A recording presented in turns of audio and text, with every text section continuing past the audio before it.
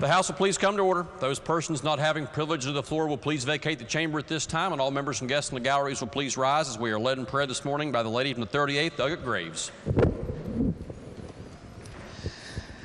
Please join with me in prayer. Dear Heavenly Father, your word says we should come into your presence with thanksgiving. So we come before you in prayer with grateful hearts, acknowledging your grace and your power. We thank you for allowing us to be in this chamber, trusted with this responsibility by our fellow citizens.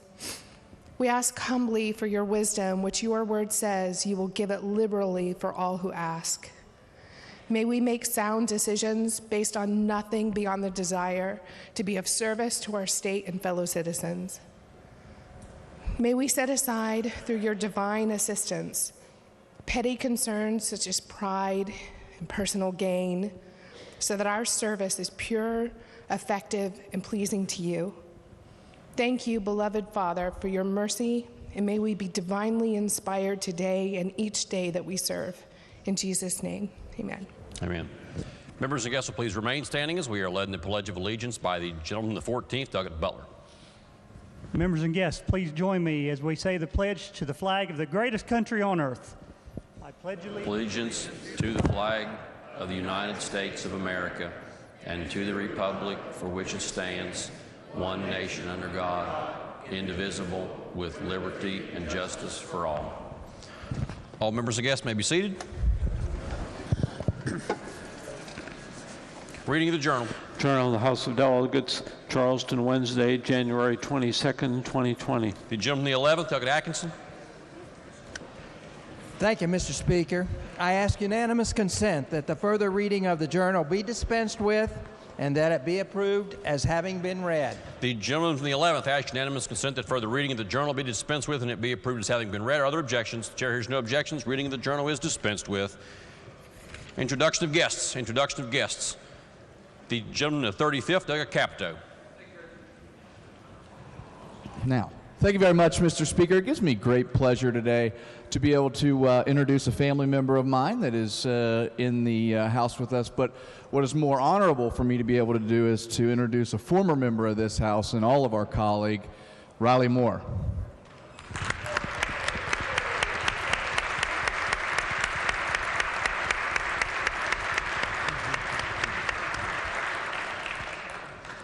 The gentleman of the 27th, Doggett Ellington.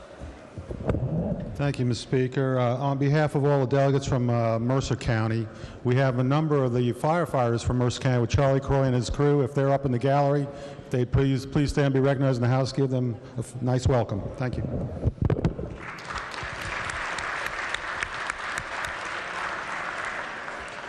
The gentleman of the 29th, Doggett Steele. Thank you, Mr. Speaker. In the West Gallery today are several members of the Beckley Fire Department, Rick Fisher, Josh England, and Scott Datsko. If they could stand in the House, make them feel welcome.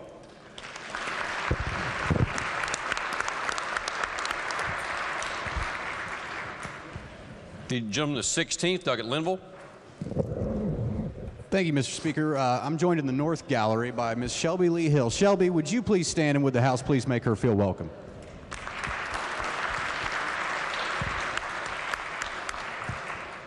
Lady from the 3rd, Doggett Storch. Thank you, Mr. Speaker. Delegate Fluharty and I are pleased to have a group of friends down with us today. In the North Gallery are Nick Brown, Tom Halushak, Dave Harmon, Bob Heldreth, Andy Joltes, Nate Vapner, and I'd ask them to stand. I'd ask the House to make them welcome.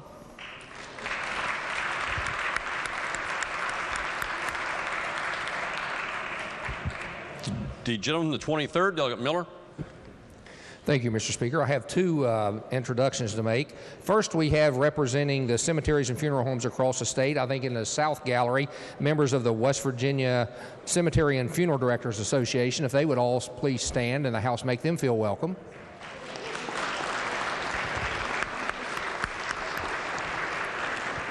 And next we have some visitors that will be testifying and presenting research in the Substance Abuse Committee this afternoon at 1 o'clock. And they are members of the Boone Career and Technical Center's Science Education Program, and their HOSA project deals with vaping in our high schools, and they're located in the South Gallery as well, if they would stand to be recognized. We have Kelsey Akers, a senior at Scott High School. We have Haley Saravallo, a senior at Sherman High School, and they are accompanied by their instructor, Loretta Thompson. If they would all stand and the House make them feel welcome.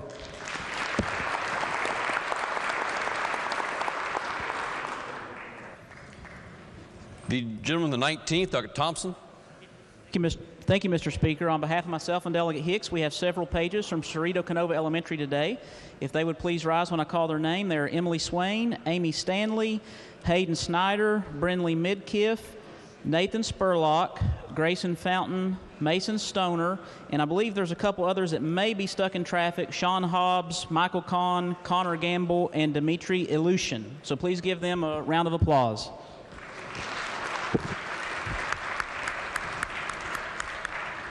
Lady in the 4th, Dr. Zukoff. Thank you, Mr. Speaker. I'd like everyone to welcome Delegate Canistero and I welcome some friends from home. We have Stacy Dye and her daughters McKenna and Kendall, if they'd stand up and be recognized. Thank you. McKenna is here representing her school, Bridge Street Middle School, in the All-State Chorus. The gentleman, the 37th, Dr. Pushkin. Thank you, Mr. Speaker. I also have two introductions to make.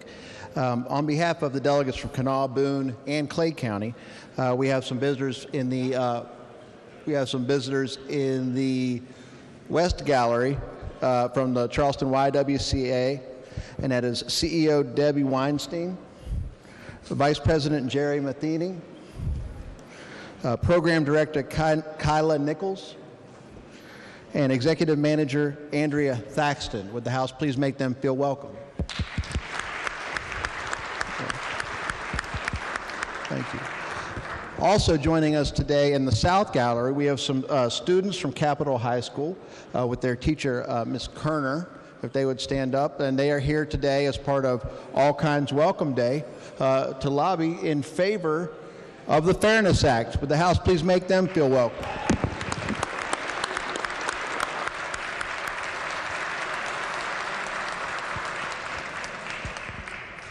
The gentleman, the 35th, Dr. Scaff. Thank you, Mr. Speaker.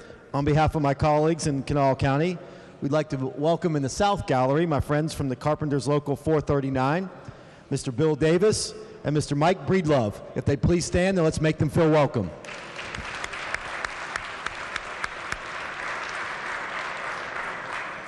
The lady from the 51st, Doug Walker. Thank you, Mr. Speaker. I would like for the House to give a warm welcome to some first responders from Morgantown firefighters, IAFF Local 313. Jason Nice Warner, please take a stand. Derek Porter, please stand. And Tad Dalton, please stand. Can the House please give these men a warm welcome?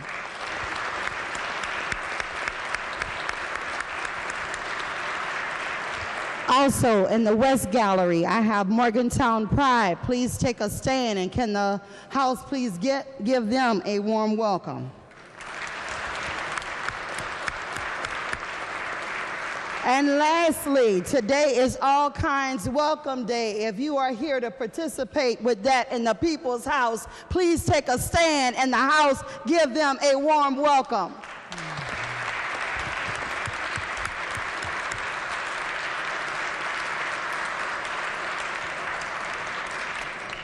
The gentleman, the 42nd, Doug Campbell. Thank you, Mr. Speaker. On behalf of Delegate Lavender Bowe and I, we have two pages here today. If they would stand when I call their name. Heath Carolla, who's a student at Eastern Greenbrier Middle School. Also his brother, Luke Carolla, who is a student at Greenbrier East High School. They're escorted here today by their mother up in the West Gallery, Jamie Carolla. If she'll stand, if the House will please make them welcome.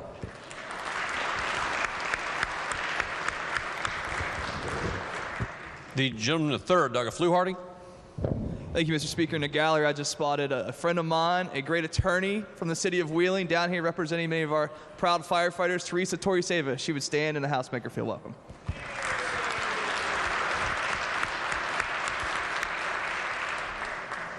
The lady from the 51st, like a Fleischauer. Thank you, Mr. Speaker. We have some more guests here from Morgantown. We have Jan Derry from the Morgantown Human Rights Commission, and also Dawn Spencer, former city council member and also member of the Human Rights Commission. And we also have Dee Dee McIntosh from PFLAG, Parents and Friends of Lesbians and Gays, something that I'm a member of. Would the three of them please stand, and would the House give them a warm welcome?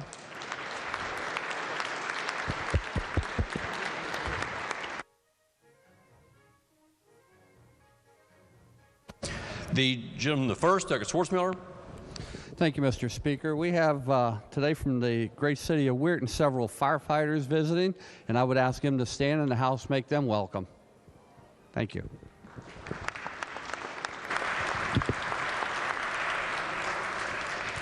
The gentleman, the 50th, Dr. Angelucci. Thank you, Mr. Speaker. On behalf of Delegates Caputo and Longstreth, I'd like to welcome some students here from West Virginia Wesleyan. Jalen Moore, Emily Kiesecker, Tara Adkins, Kayla Williams, Jillian Adams, Adrian Degato, Amanda Watson, John Antiloni, and Travis Zimmerman, and my favorite Wesleyan student, my cousin Marley Angelucci. Following up with that, I'd also like to welcome here to the Capitol, Lorette Woodrum in the West Gallery. She is a CPR and EMT instructor from Marion County, so I'd like to welcome her.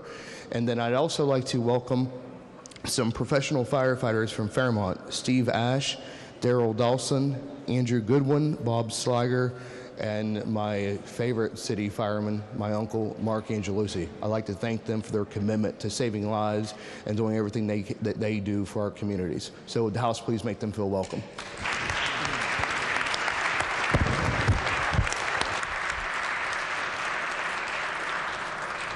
The gentleman, the 43rd, Dr. Thompson. Thank you, Mr. Speaker. On behalf of Delegate Hartman and myself, we are pleased to have some guests with us today.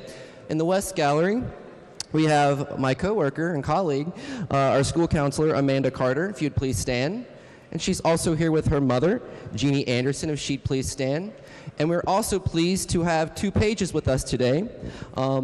Cadence Carter and Allison Struther. They are both 8th grade students at Elkins Middle School. I don't know where they're at right now. Oh, if you guys would please stand as well. And the House, please make them feel welcome.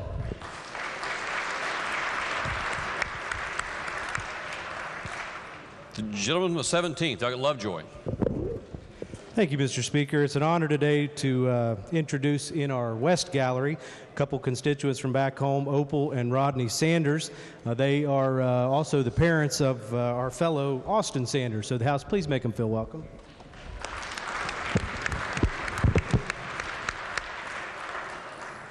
The gentleman, the 51st, Dr. Hanson. Thank you, Mr. Speaker. In the West Gallery, I'd like to welcome Mariah Felty and Gates Campbell from West Virginia Free, who are here today for All Kinds Welcome Day. If the House would please make them welcome.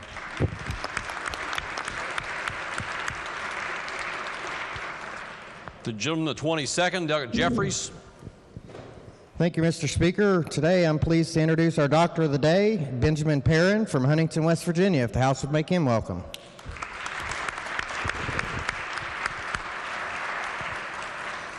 Are there further introductions?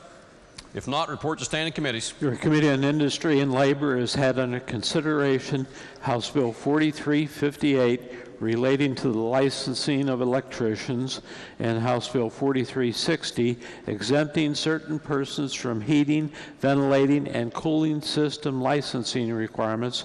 Reports the same back with amendment with the recommendation that they each do pass that they be referred to the Committee on Government Organization. The report will be received. Both bills be referred to the Committee on Government Organization. Your Committee on Technology and Infrastructure has had under consideration House Bill 4295, Division of Highways, Use use of state road rights-of-way and adjacent areas, reports the same back with recommendation that it do pass, that it be referred to Committee on Judiciary. The report will be received. The bill will be referred to the Committee on Judiciary. Your Committee on Technology and Infrastructure has had in consideration House Bill 2338, allowing the owner of an antique military vehicle to display alternate registration insignia, reports the same back with amendment with recommendation that it do pass, that it be referred to Committee on Government Organization. The report will be received. The bill will be referred to the Committee on Government Organization. Your Committee on Technology and Infrastructure has had under consideration House Bill 4296, Division of Highways, Small Wireless Facilities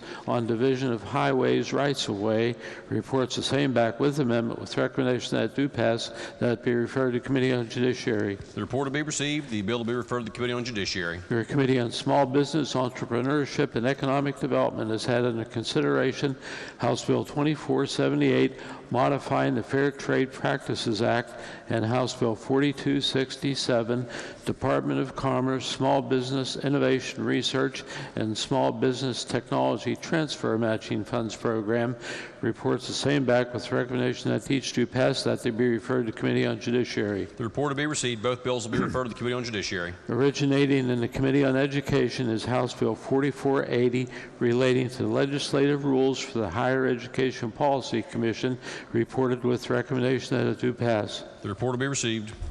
Your Committee on Education has had in consideration House Bill 4089, requiring cursive writing to be taught, and House Bill 4365, granting of college credit hours for learning English as a second language, reports the same back with recommendation that each do pass.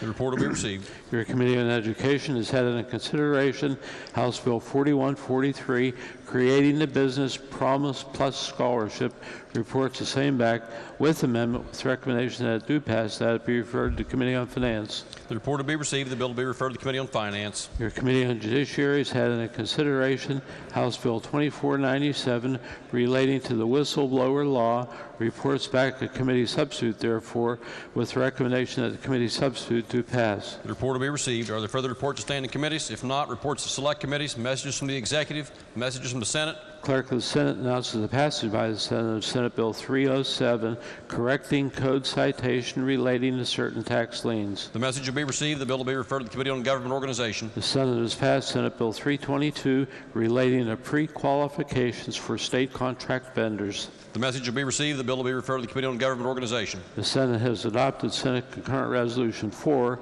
urging Congress call convention to propose amendment on congressional term limits. The message will be received. The resolution will be referred to the Committee on Judiciary. Are there further messages from the Senate? If not, resolutions. House Resolution 7, designating a single state funeral to be held upon the death of the last living Medal of Honor recipient from World War II. The lady from the 49th.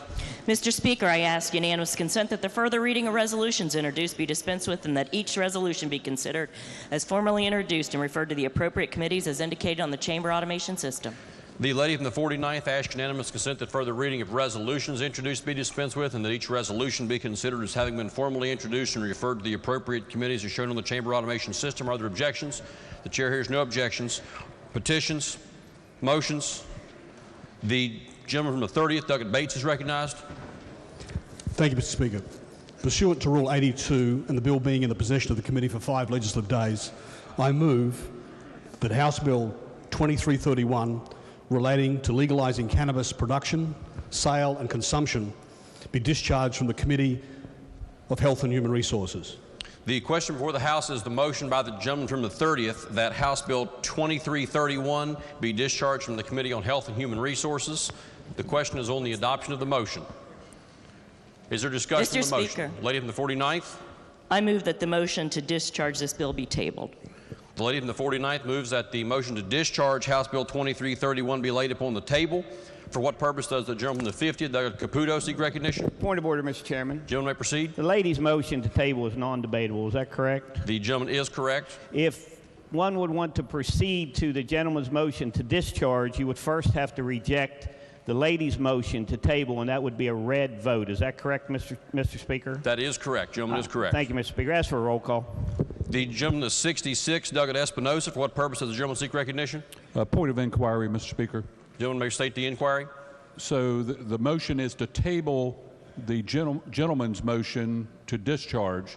So if the members wish to allow the committee process to continue, we would vote in favor of the lady's motion. Is that correct? To vote in favor of the motion would be a motion to table. Yes, sir. Thank you very much. The gentleman, the 50th, Douglas Caputo. Would it be in order for the clerk to read the short title again, please, of the bill? Would that be in order?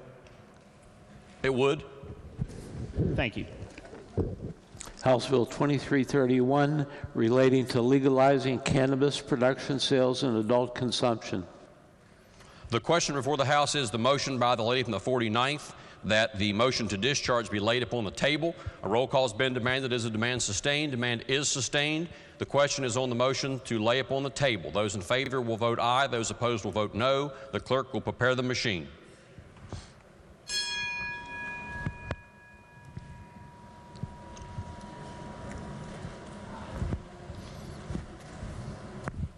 Has every member voted?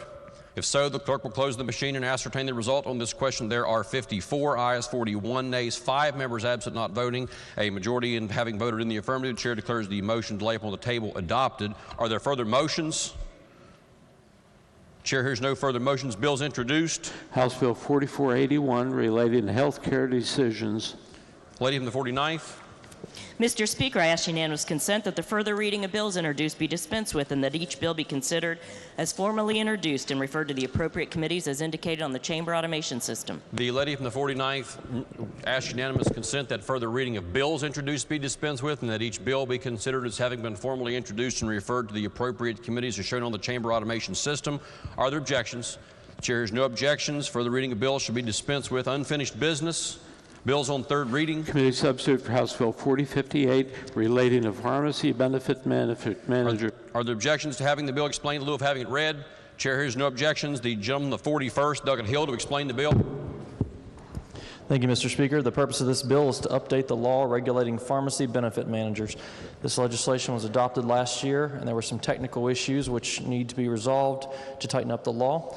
Changes include updating code cross-references, making rulemaking mandatory, and adding a civil penalty provision. I urge passage.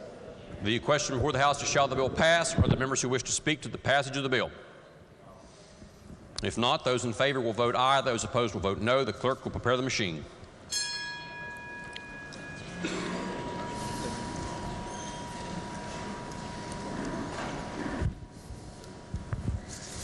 Has every member voted?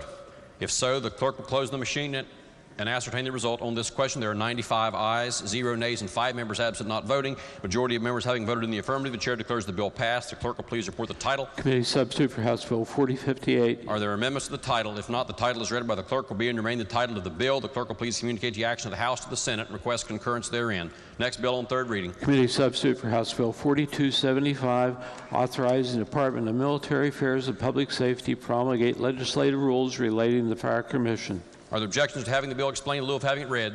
Chair hears no objection. The gentleman, the 35th, Douglas Capito, to explain the bill. Thank you very much, Mr. Speaker. Good morning, everyone, and 'tis the season coming at you as your first rules bundle of the year, one of many to come. But we're starting with the fire code today in 87 CSR 01, and I'll go over a few of those high points and be happy to take questions at the end. The first deals with updates to the National Fire Code from 2015 to 2018.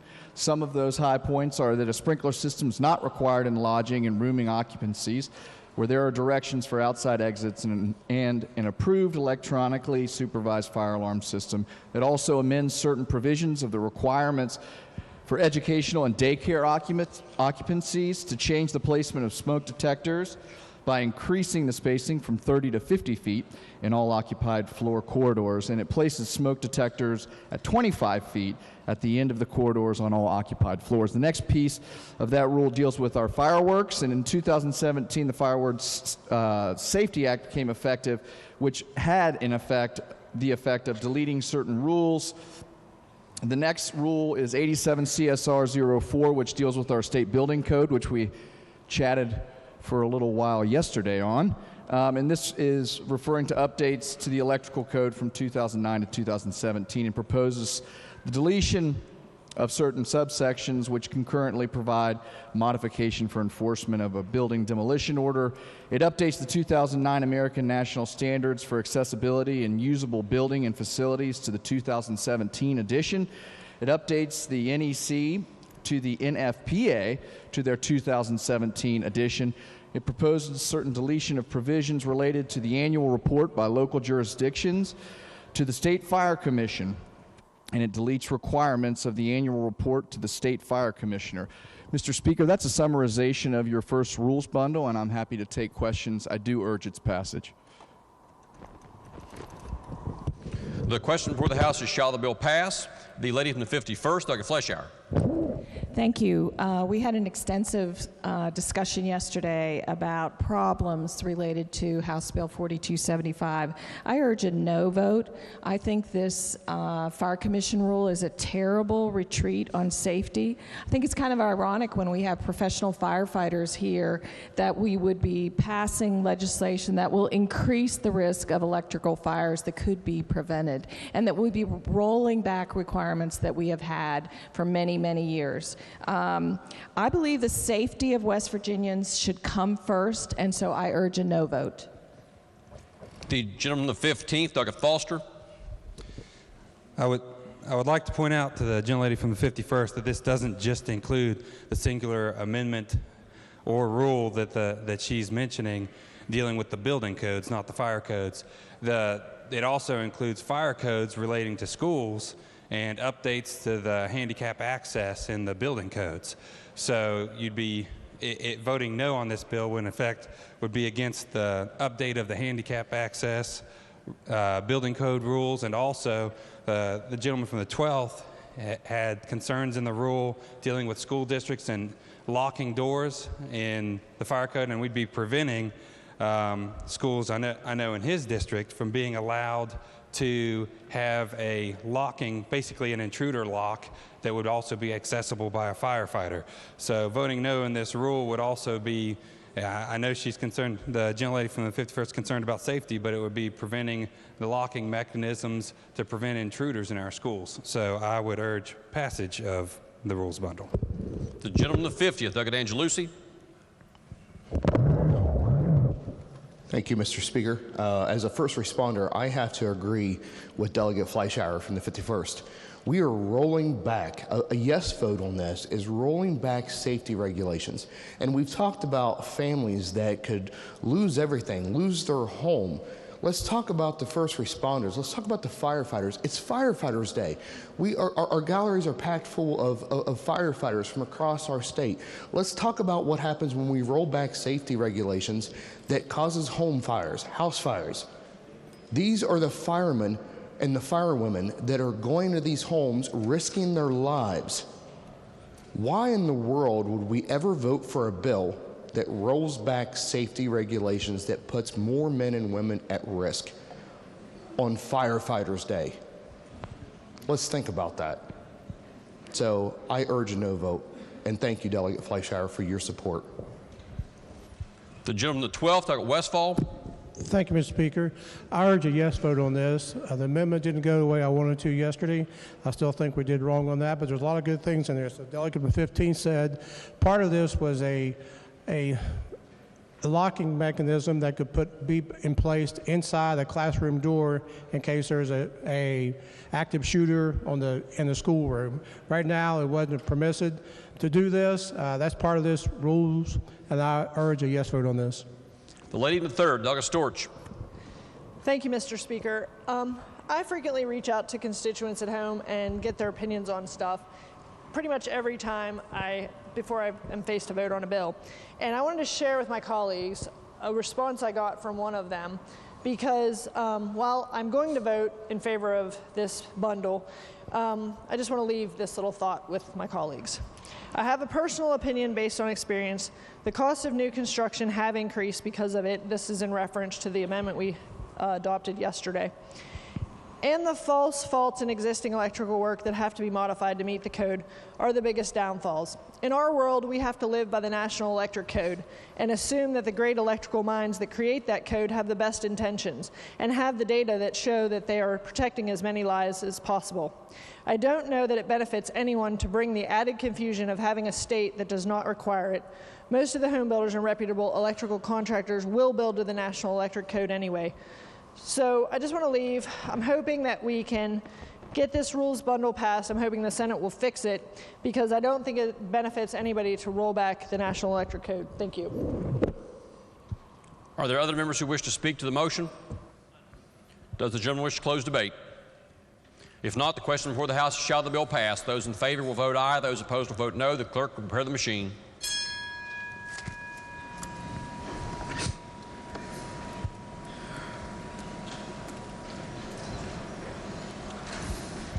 Has every member voted? If so, the clerk will close the machine and ascertain the result. On this question, there are 66 ayes, 29 nays, 5 members absent not voting. Majority of members having voted in the affirmative, the chair declares the bill passed. The clerk will please report the title. Committee substitute for House Bill 4275. Are there amendments to the title? If not, the title is read by the clerk will be and remain the title of the bill. Lady from the 49th. Mr. Speaker, I move this bill take effect from its passage. The lady from the 49th moves that the bill be made effective from passage. Those in favor will vote aye. Those opposed will vote no. The clerk will prepare the machine.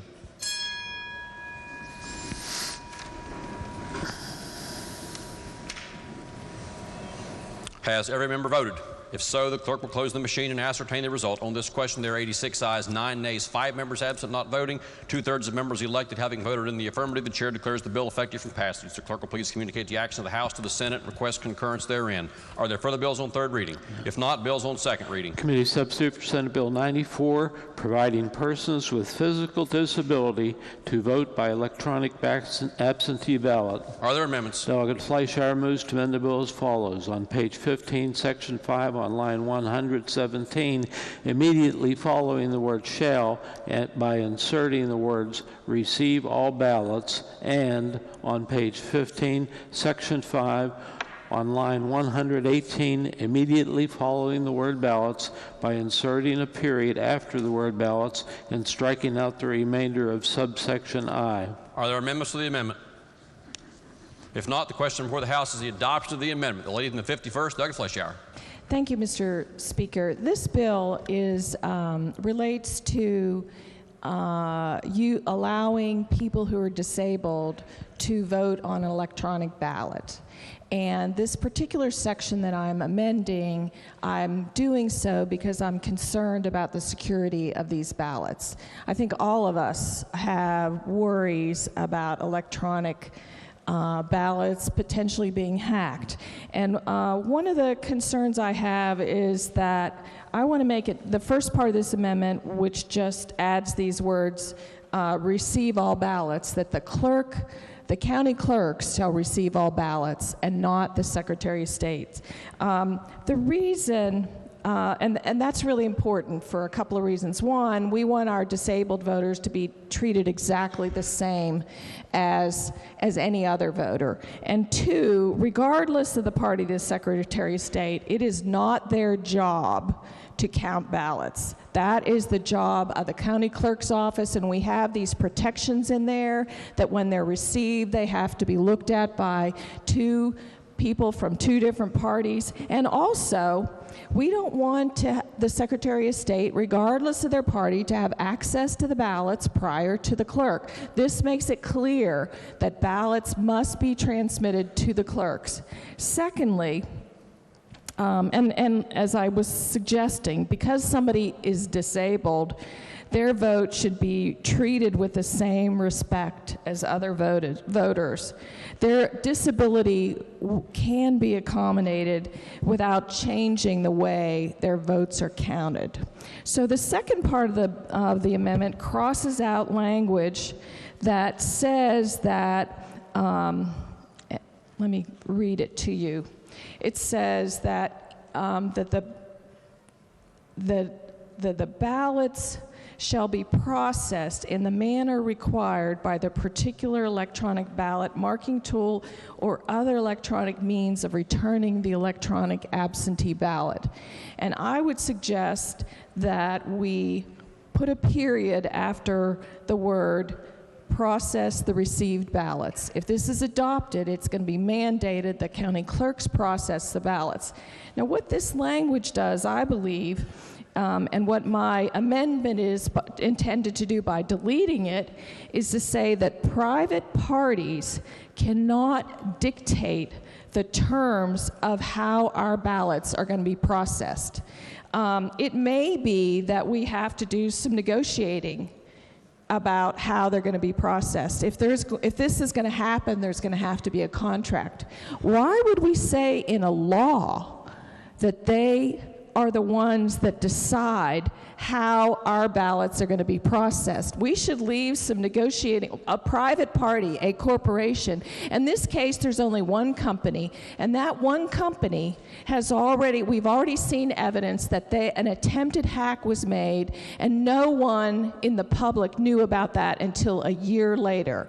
I think it is really important that we have control over how our ballots are going to be transmitted, and that we have the negotiating authority, and we don't give that away to a private company. So for that reason, I feel very strongly that everyone should be concerned about the security of our ballots. And people who are disabled are no less worried about that than anyone else. And just because we're trying to make sure that people who have disabilities like blindness, that they can do that privately, we shouldn't say that this private company is going to decide how their ballots are transmitted. We should leave that authority in the state. So I strongly urge adoption of this amendment. Are there other members who wish to speak to the adoption of the amendment? The gentleman of 35th, Doug Capito.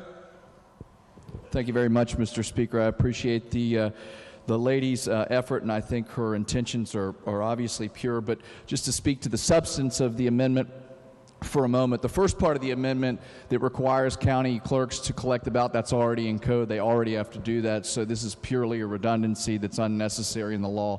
The second portion of the amendments dealing with the strike-throughs on line 118 and 119, I think could be cause for serious confusion. We have a system that is in place, that is functioning, that the Secretary of State is currently administering, that is functioning properly for our uniform members overseas. All we're doing is trying to implement that and extend that courtesy to other folks in West Virginia.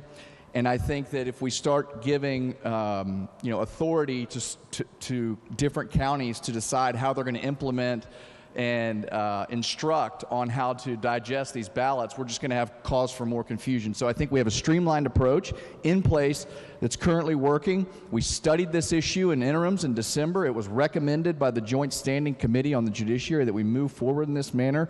And finally, Mr. Speaker, I would add that this bill, quite frankly, is a time of the essence bill. We must get this in place in order for it to be effective in 2020. We are fast approaching a deadline for implementation.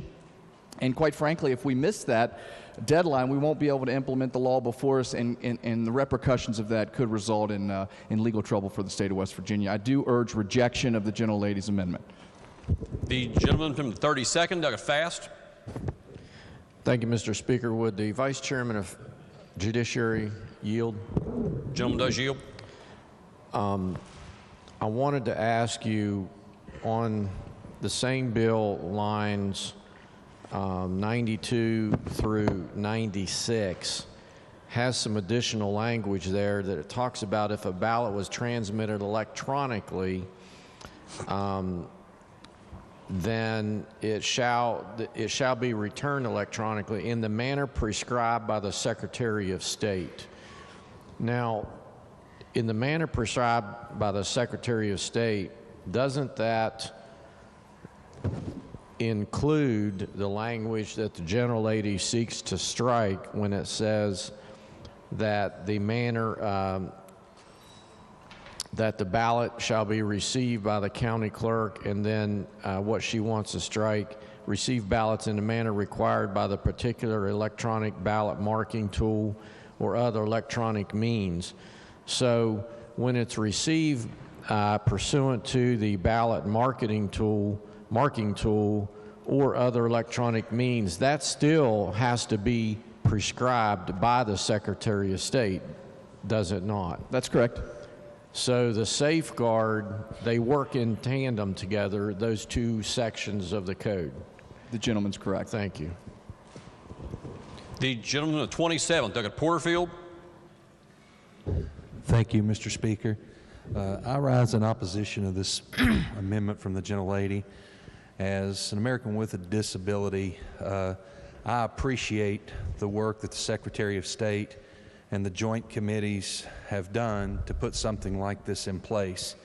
It puts us in compliance, it helps us to not have lawsuits, and it is the fair and the right way to go about this particular legislation. We need a rejection of this amendment to ensure that these protections are put in place in a timely manner, as the delegate from the 35th has spoken, to make sure that people with disabilities are taken care of in this, and that ableism is not the preferring way of the day. I want to thank the Secretary of State, joint committees for putting this together. Thank you. Do other members wish to speak before the chair recognizes the lady from the 51st to close debate? If not, lady from the 51st to close debate. Thank you, Mr. Speaker. I want to thank the gentleman from Fayette for making me realize that this language on line 118 is in conflict with the language on line 94. It was never my intention, as the gentleman suggested, that the county clerks would have the authority to decide how ballots were transmitted. I assumed it was the Secretary of State, and I did not want to tie the hands of the Secretary of State. And it is mandatory in this section that the Secretary of States decide that by saying that this company decides it. So that's why that language was leading. And I'm really kind of astonished that anyone would say time is of the essence and that we're at risk for a lawsuit.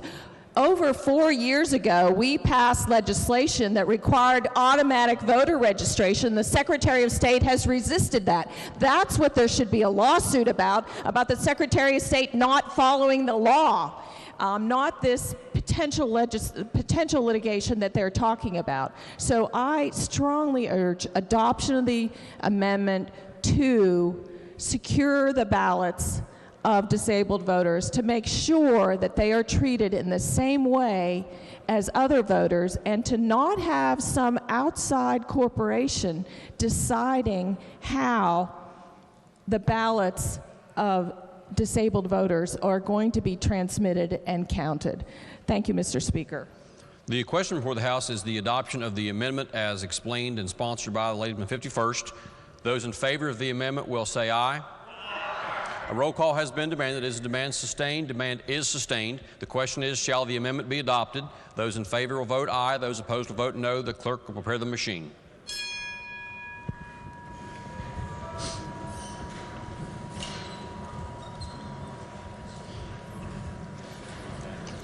Has every member voted?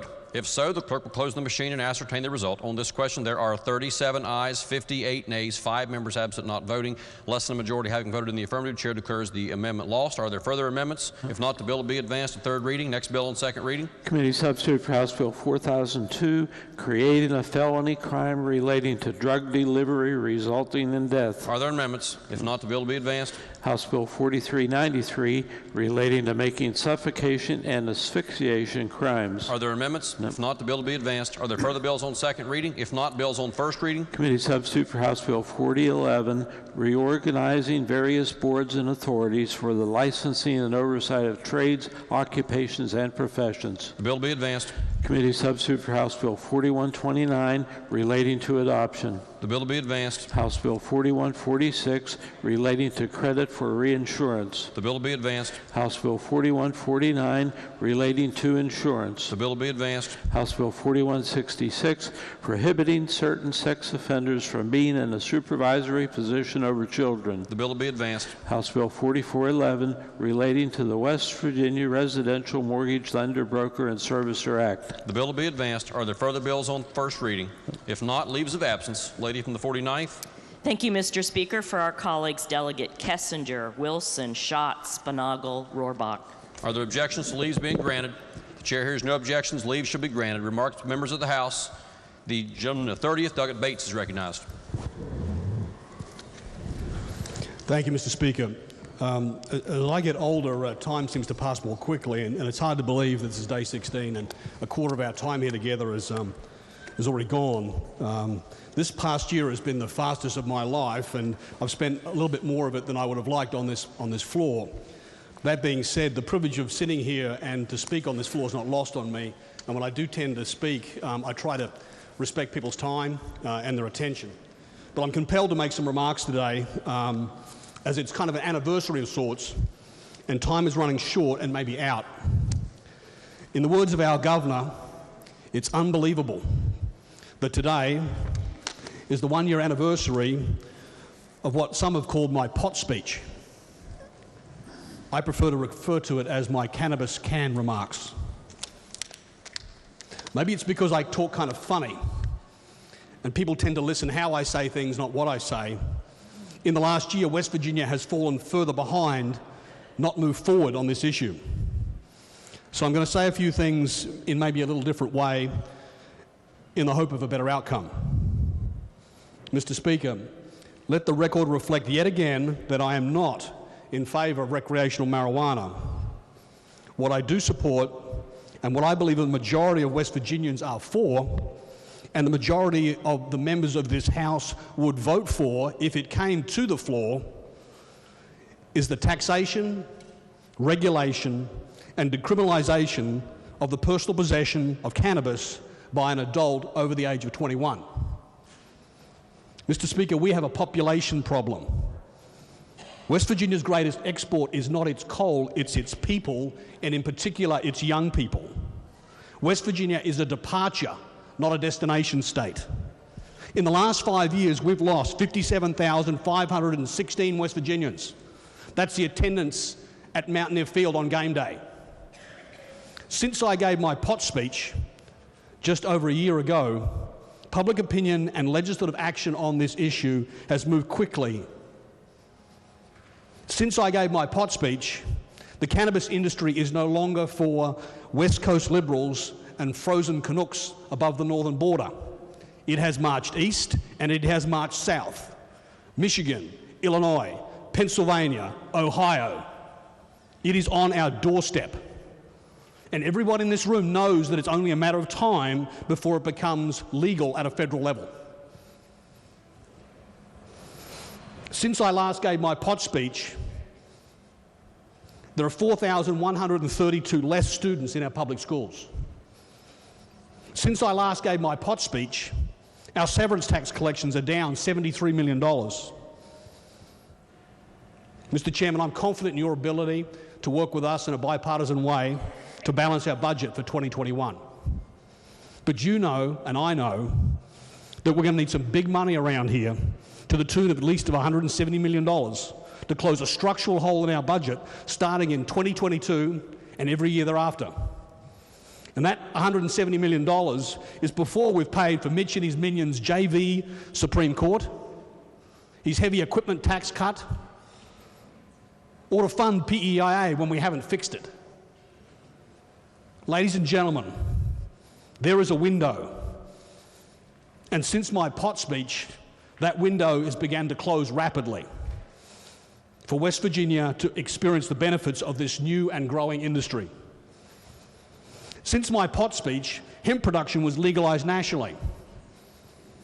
2 years prior to my pot speech, in 2017, this body passed the medical cannabis legislation. Do you know how much money we've collected from our medical cannabis program? Zero. Do you know how much money we've collected from our hemp program? $15,000.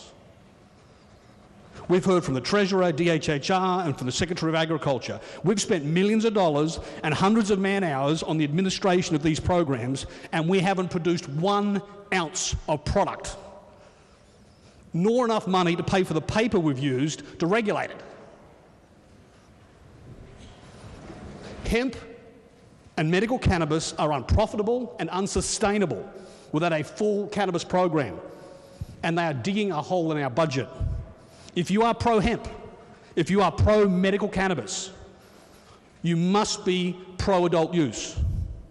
Cannabis can fill this and other holes in our budget.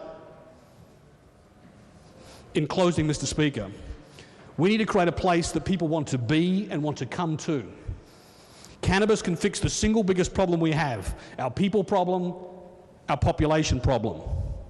There is a growing industry in this country that West Virginia is uniquely positioned to capitalize on if we act and act.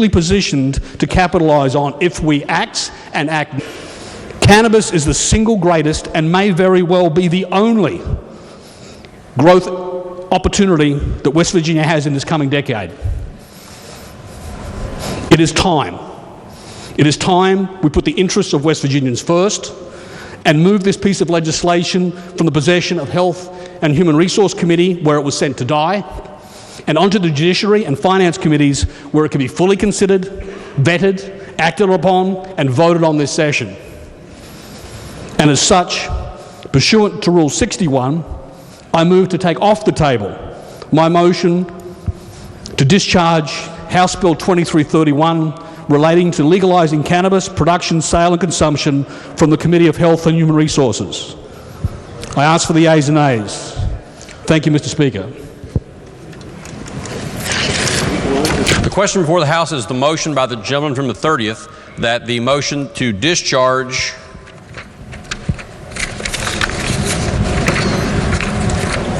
what was the number? House Bill 2331 from the table be taken from the table. This is a non-debatable question. The roll call has been demanded. Is demand sustained? Demand is sustained. The question is, shall the motion be taken from the table? A point of order is raised. Gentleman may state his point of order. Thank you, Mr. Chairman, or Mr. Speaker. If it was removed from the table and discharged, it would just be taken from the Health Committee to the Judiciary Committee, to the next reference. Is that correct? The question before the House is the motion to take from the table the motion to discharge the bill from the Committee on Health and Human Resources. Correct. So to move toward the next step, we would have to vote green on the gentleman's motion, correct? To remove it from the table. Gentleman is correct. Thank you, sir. For what purpose does the gentleman from the 58th, Doug Cole, seek recognition? Mr. Speaker, I have comments under remarks by members. Okay. For what purpose does the gentleman from the 66th, Doug Espinoza, seek recognition? Point of inquiry, Mr. Speaker. Gentleman may proceed. So just to clarify the posture we're in, the motion is to take the legislation, or I'm sorry, take the gentleman's motion from the table. If we wish to keep that motion on the table, effectively keeping the bill in its current posture, we would vote against the gentleman's motion. Is that correct? The gentleman is correct. Thank you very much.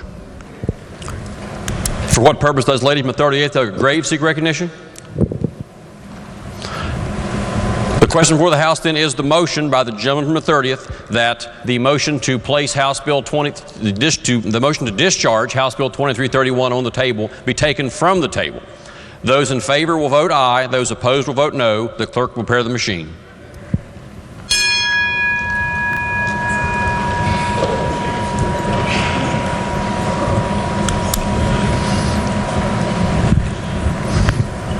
Has every member voted? If so, the clerk will close the machine and ascertain the result. On this question, there are 39 ayes, 55 nays, 6 members absent not voting. Less than a majority having voted in the affirmative, the chair declares the motion lost.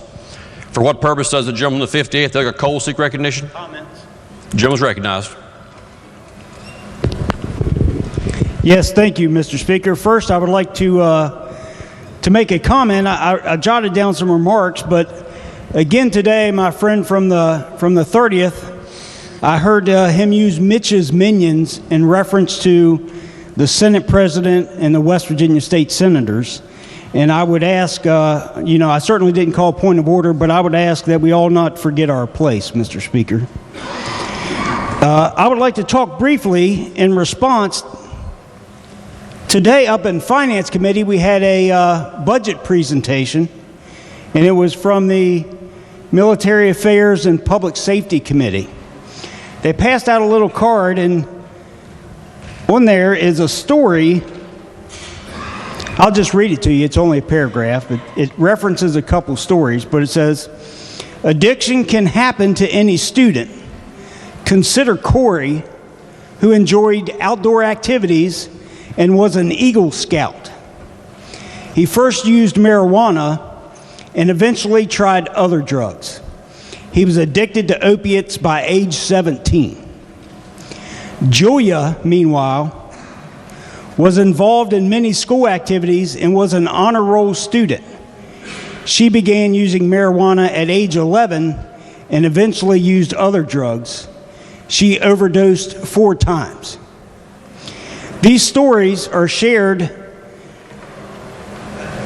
and other hard-learned lessons, it says, about addiction at a website called GetSmartAboutDrugs.gov.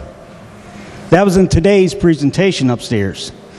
What I'd like to say is, if you're under the illusion that legal pot, or adult use cannabis as they say, is an economic solution for West Virginia, I think you're being misled.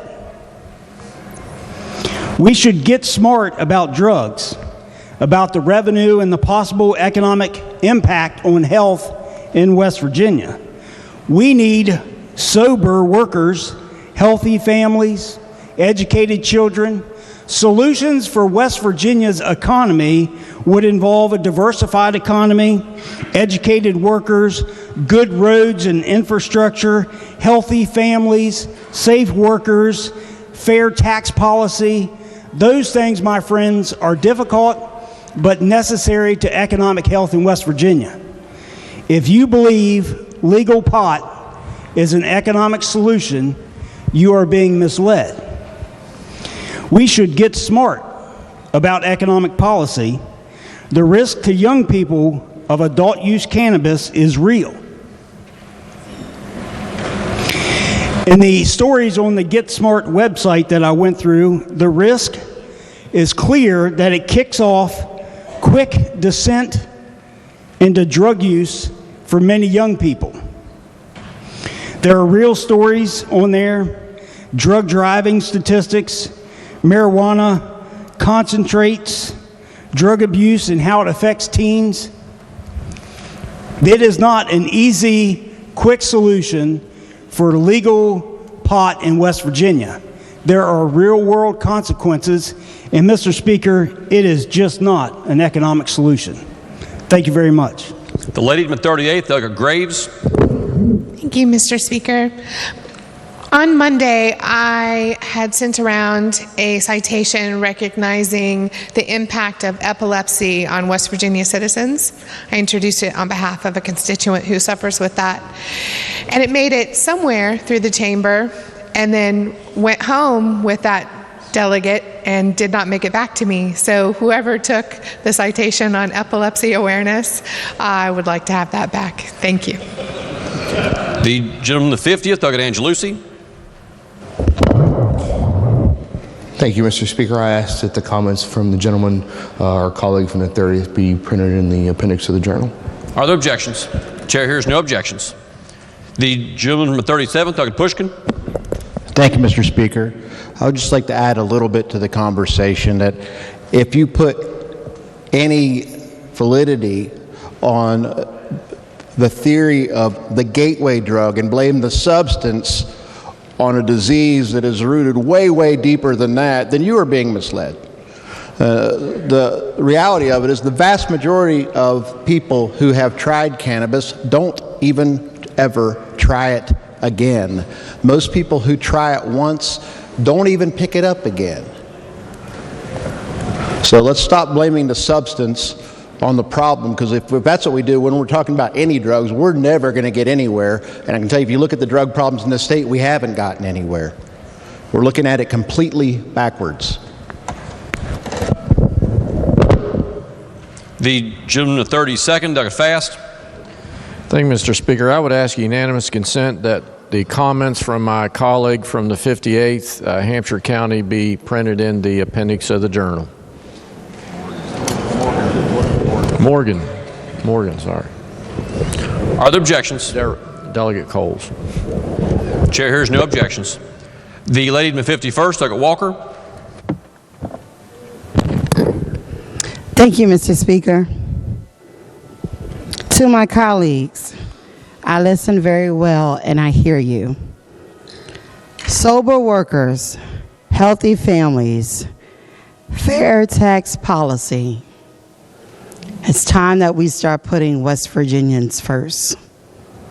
On a day that we celebrate All Kinds Welcome Day, when we promote West Virginia as a place to live, work, and play, putting West Virginians first should be no exclusions. On Monday, we celebrated a hero, not just to the civil rights movement, not just to black and brown communities, but to all Americans. And my 99 colleagues was hushed and didn't even say his name. But yet, as we went through the Capitol on Monday, and we had a celebration at the Methodist Church, and we did the bell ringing, I still didn't see all my colleagues. Now, I know that meetings are important with constituents and committee meetings. And as Governor Justice said, I have a dream. If we still having a dream in 2020, can we be truthful of what those nightmares of many West Virginians are living with? The nightmare of hunger, the nightmare of being Muslim, the nightmare of being Jewish, the nightmare of wearing your natural hair, the nightmare of not having a home, the nightmare of not being able to love who you love and being protected within the borders of West Virginia. Human rights. The quality, not the longevity of one's life is what's important. That is the words of Reverend Dr. Martin Luther King Jr.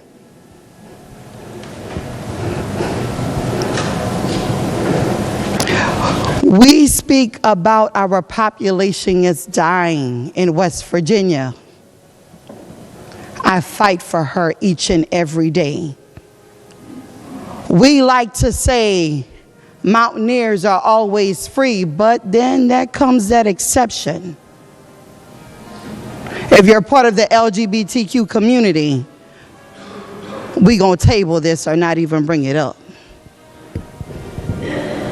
If you are a felon, we gonna table this and not bring it up.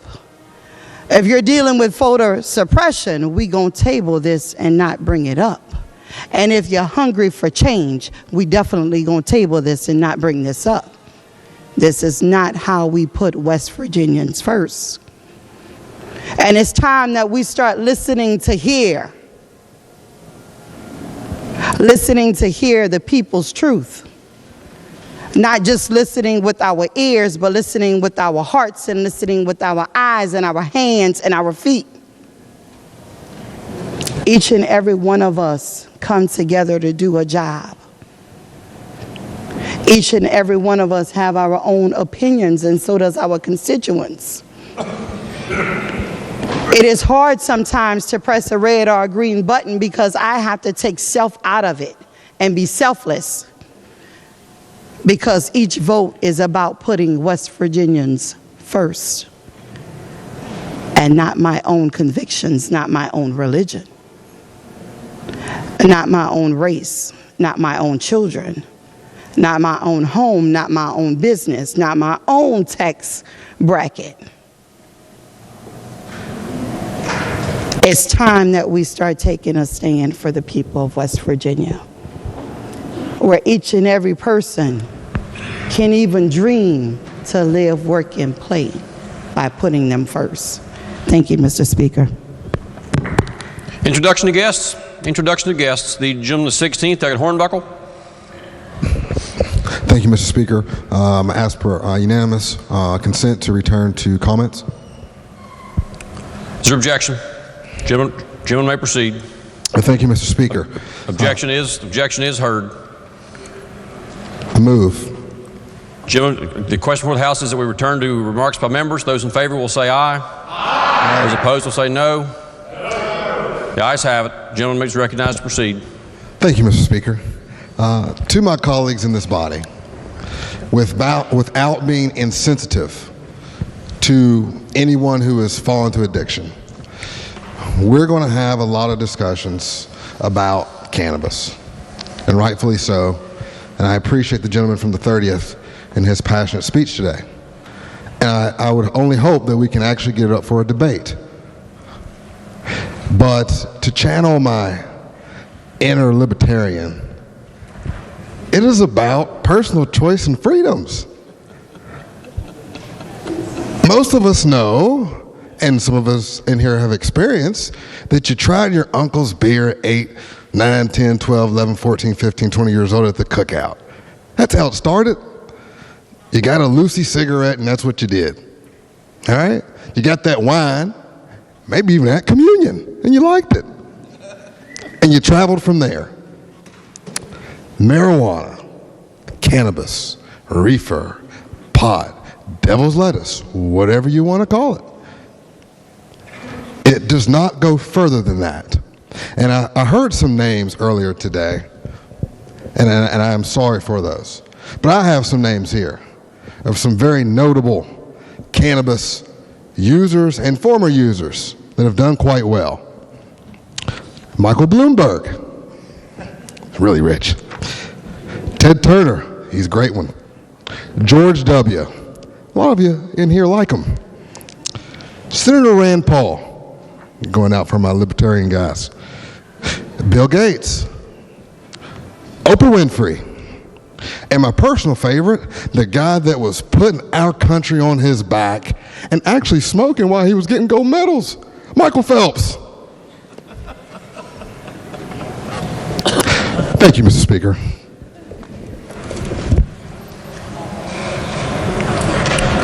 The gentleman the 17th, Doug Lovejoy. Thank you, Mr. Speaker. We're joined today in the West Gallery by a couple friends from back home. We've got Allie Lehman and Matt Spurlock. They are the president and treasurer of Huntington Pride. They're here for All Kinds Welcome Day, and I'd like you to please make them feel welcome.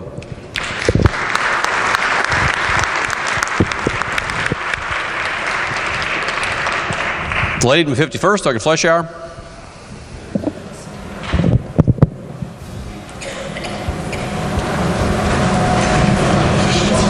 My light is not lit. Oh.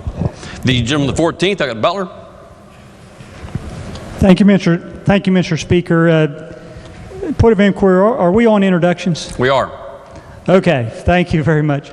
I would like to introduce a young lady who came to help us page today. Her name is Amberlyn Roten, and she's here with her mom, Hope Facemeyer. If the House would please welcome them.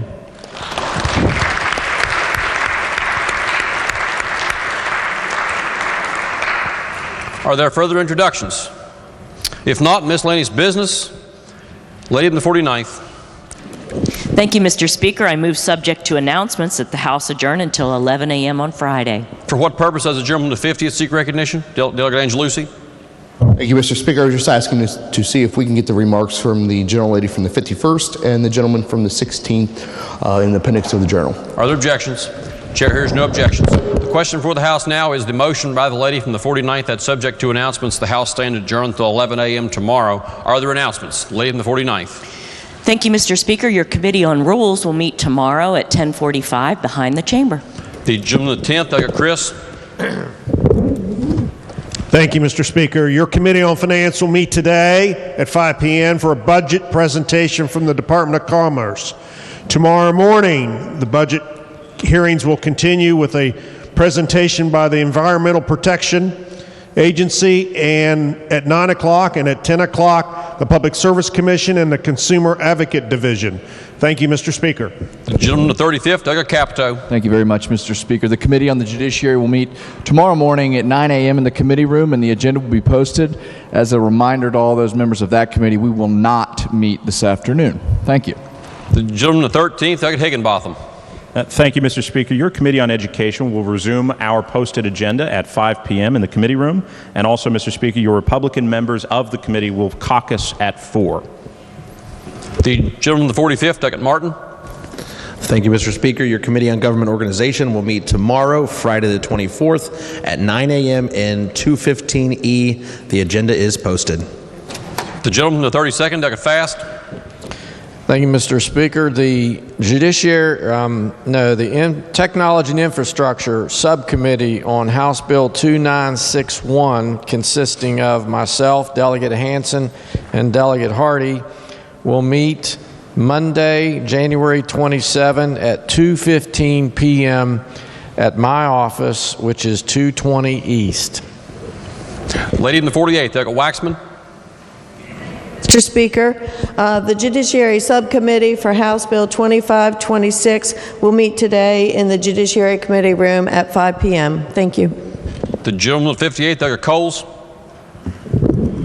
Thank you, Mr. Speaker. The Committee on Political Subdivisions will meet at 1 o'clock today in House Judiciary Committee room.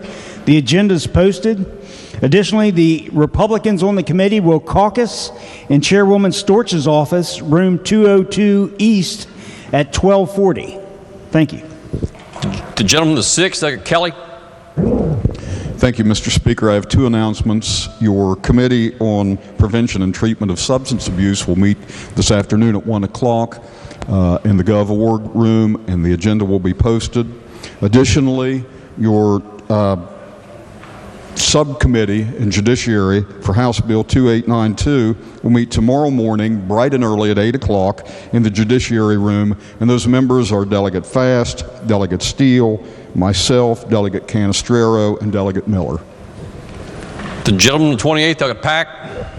Thank you, Mr. Speaker. Your Committee on Health and Human Resources will meet today at 3 p.m. in the East Wing Conference Room. The agenda has been posted. Additionally, Mr. Speaker, Republican members of the House will not caucus today. We will not caucus, Mr. Speaker. The gentleman, the 36th, Doug Robinson. Thank you, Mr. Speaker. Your Democratic members of the Political Subdivisions Committee will caucus very briefly immediately after adjournment here in the rear of the chamber. The gentleman, the 43rd, Doug Thompson. Thank you, Mr. Speaker.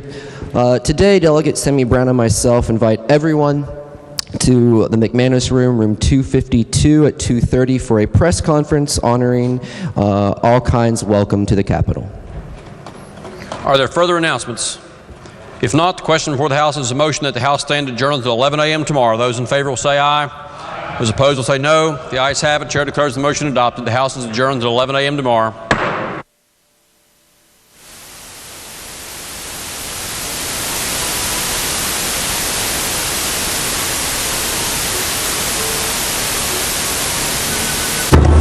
Senate will please come to order. The Senate will please come to order. All those not having privileges of the floor will please vacate the chamber. And with those on the floor and our guests in the gallery, please rise as we are led in prayer this morning by Seth Polk, who is the lead pastor at Cross Lanes Baptist Church in Cross Lanes, West Virginia. And then please remain standing as we are led in the pledge this morning by the senator from Brooke County, Pastor Polk. Let's pray. Almighty God, creator and sustainer of all things, we thank you for the opportunity to pray today and open the session. And we are grateful for your grace and for the wisdom and truth that your Spirit leads us in. And I'm especially grateful for your Son, Jesus, who is our hope and the gift of salvation. And I thank you for these senators who have given of their time and their energies to serve this state. And I pray that you would watch over them and protect them and their families and bless them and guide them in the way that would be of benefit to our state and the people who live here. And we ask your blessings on this time today, and I pray this in Jesus' name. Amen. Amen. Thank you, Pastor. The senator from Brooke County. Thank you, Mr. President. Will the members and those in the gallery please join me in saying the pledge? I pledge allegiance to the flag of the United States of America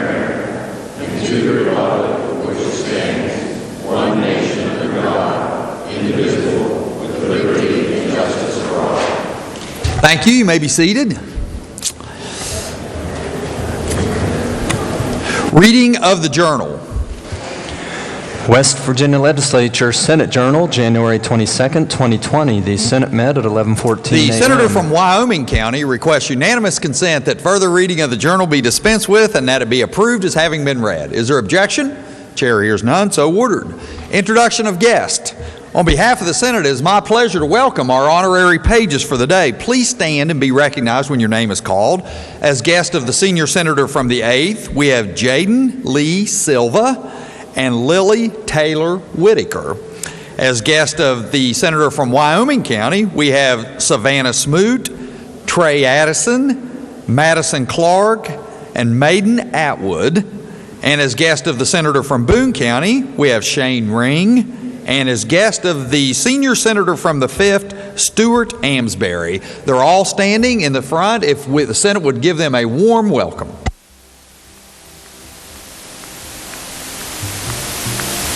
Thank you. You may be seated. Are there further introductions? The junior senator from the 17th. Thank you, Mr. President. On behalf of the Senate, it's my pleasure and yours to introduce our doctor of the day. The West Virginia Academy of Family Physicians has Dr. Benjamin Perrin in the red chamber. If you wouldn't mind standing, let the Senate give you a warm welcome.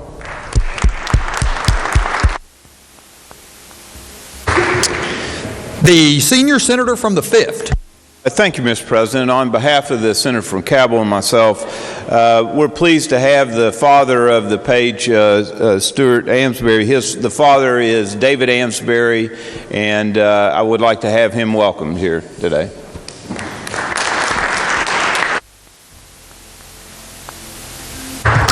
The senator from Wyoming County.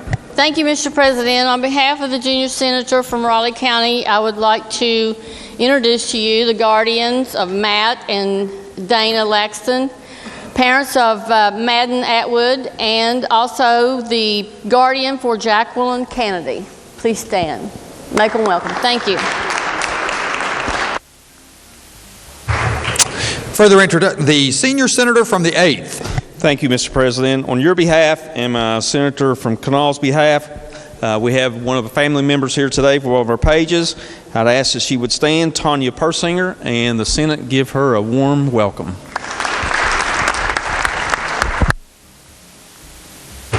The senator from Boone County. Thank you, Mr. President. On behalf of the senator from Logan, we're very pleased to have the chaperone of our page from Sherman Junior High School, and that is his mother, Beth Ring. If she would stand and the Senate make her welcome.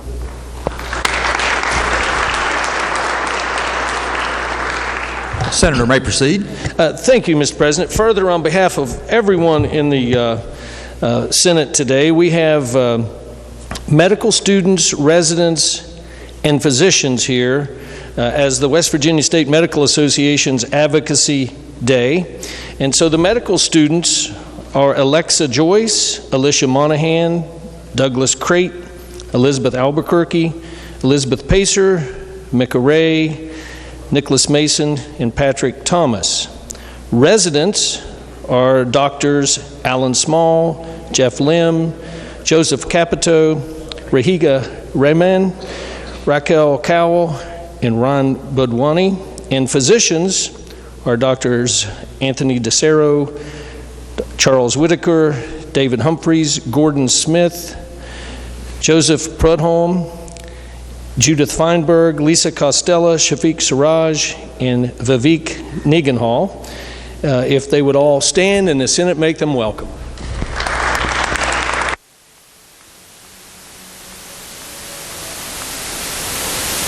Senator may proceed.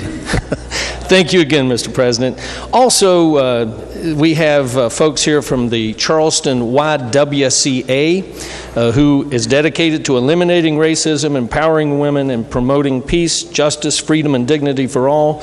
Representing the YWCA today is Jennifer Vewig, Board President. It serves Kanawha, Boone, and Clay counties. If they would stand, the Senate make them welcome.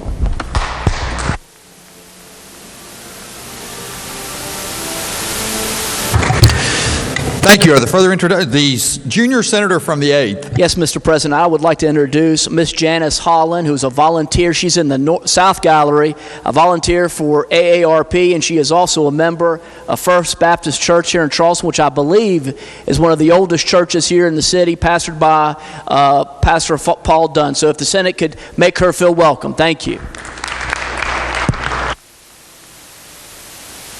Thank you. Are there further introductions? Further introductions? Communications from the House. The Clerk of the House announced the passage by that body of committee substitute for House Bill 2086, Uniform Real Property Electronic Recording Act.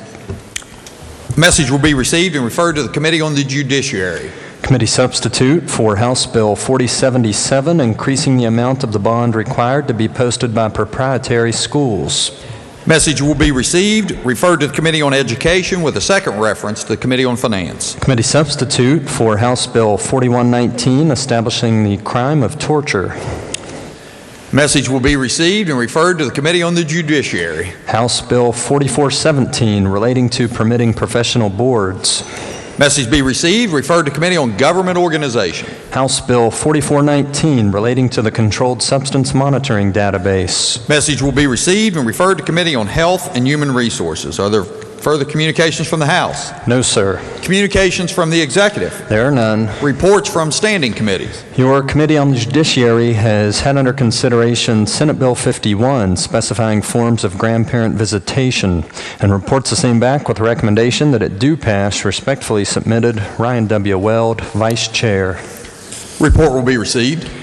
Your Committee on Agriculture and Rural Development has had under consideration Senate Bill 142, expanding coyote control program through voluntary assessment on breeding cows, and reports back a committee substitute for same, with the recommendation that the committee substitute do pass, but under the original double committee reference, first be referred to the Committee on Finance. Respectfully submitted, Dave Seipolt, Chair.